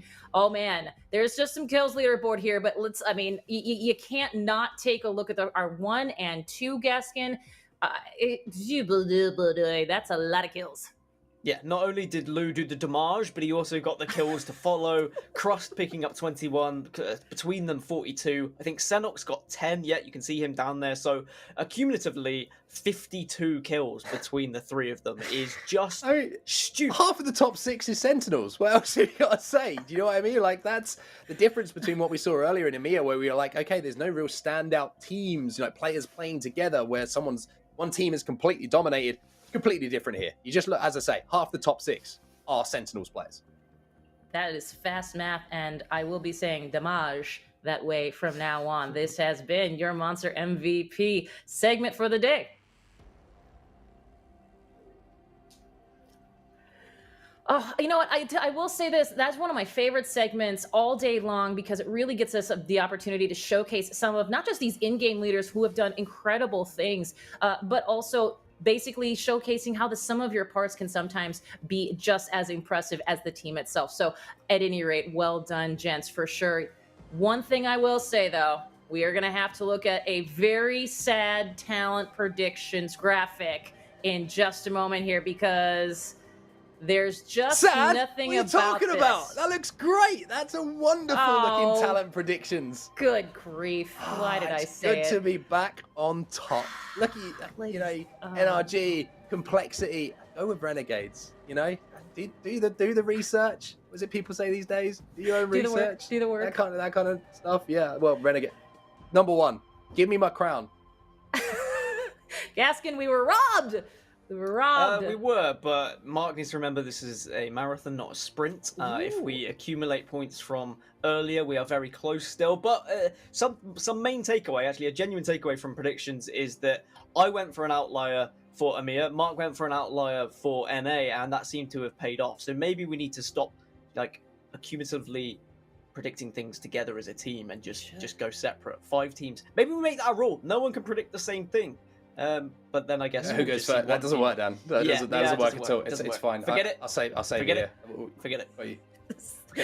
You know what though? If we're using fast math, you both had 100% of the wins in the talent predictions department half the time today. So well done to both of you for sure. Exactly. We do a fist bump. We do that thing. There you go, Dan. Oh my gosh, could we do it? That's Onside. okay. It has been a long day, everyone, but we of course are so excited to be showcasing all of this drama in action alongside our NA broadcast. Remember, you saw EMEA earlier today, you saw NA just now, but guess what? As Onset mentioned earlier, we've got a full day of Apex tomorrow, starting with our EMEA broadcast, and of course, concluding with our 4 p.m. Eastern North American broadcast. We're all Apex, we're all the time. It's groups A and D tomorrow. You're gonna see TSM, you're gonna see those 100 Thieves teams, and I'm sure we're gonna have a grand old time. We will, of course, be watching from our viewing parties ourselves, and it's gonna be awesome. Hey, and you know what? I've been told that we actually have a little bit of social to talk about, and that, of course, if you want to follow us with all the action, and why wouldn't you? We've got some great Twitter handles at Play Apex Esports, and this is from Mary. ALGS are actually a ton of fun to watch. Can't wait for LAN either. Woo! That is a hot take. Yeah, I feel that one. That one was emotional. Well, this one should equally be as emotional. Apex is bananas. I believe it's BANANAS. The ALGS series isn't even over yet, and they've already almost 30 more points in the top finishing EMEA team from today. You know, I'll be honest, it firing was shade a on shock EMEA. for us too. You firing shade? I see that. That was like disguised shade. I see it. I see Shots through that tweet. Fired. Yes, but you know what? This makes everything better because puppies always do. A new puppy, new season. That is how we do. Nina wishes all of us a POF Extreme. Oh, that's fun. Okay, see, this is what happens. We get cute babies, we get cute puppies, the newest legend in the arena as of August 4th. Oh, well, I'm going to say a big GG to Swamp Things. Love you on the broadcast, my friend. You're always here up for our Twitter followers, and a huge thank you for continuing to follow up with the Swamp Things. I must Cool say, guy. they're setting a dangerous precedent by having a baby or a dog for every split. You're going to have a This is busy true, house yeah. if you go down that road, so just stop while you're ahead. You You've have got full a cute lobby. puppy, got a cute baby. You have 20 teams. You've got your 2 already. You don't need a trio. Come Apex on, Legends you're good. Baby Series. Whew. This is. I don't worry. It's good. Sorry. Carry on, Kate. No. I really the problem is all I want to do is watch the two of you go at it, which is going to be excellent. But you know what? You can continue watching this journey unfold with our Twitter feed at Play Apex Esports. They're doing a tremendous job on that Twitter feed. There's so much fun to watch. You'll keep up with everything we've been seeing. Our NA, our EMEA, our South America, our APEC North and South. So many plays. And of course, youtube.com/PlayApexEsports. And if you're watching us on Twitch, twitch.tv/PlayApex. We're everywhere you want to be, and we are excited that you are a part of this journey that, of course, has only just begun here for our EMEA and our North American region. Remember, tomorrow we got a lot more in store for you, so keep it right here. For Gaskin, Onset, Fallout, and Persia, thanks so much for watching here. Day 1 of the ALGS Pro League. Have a great day.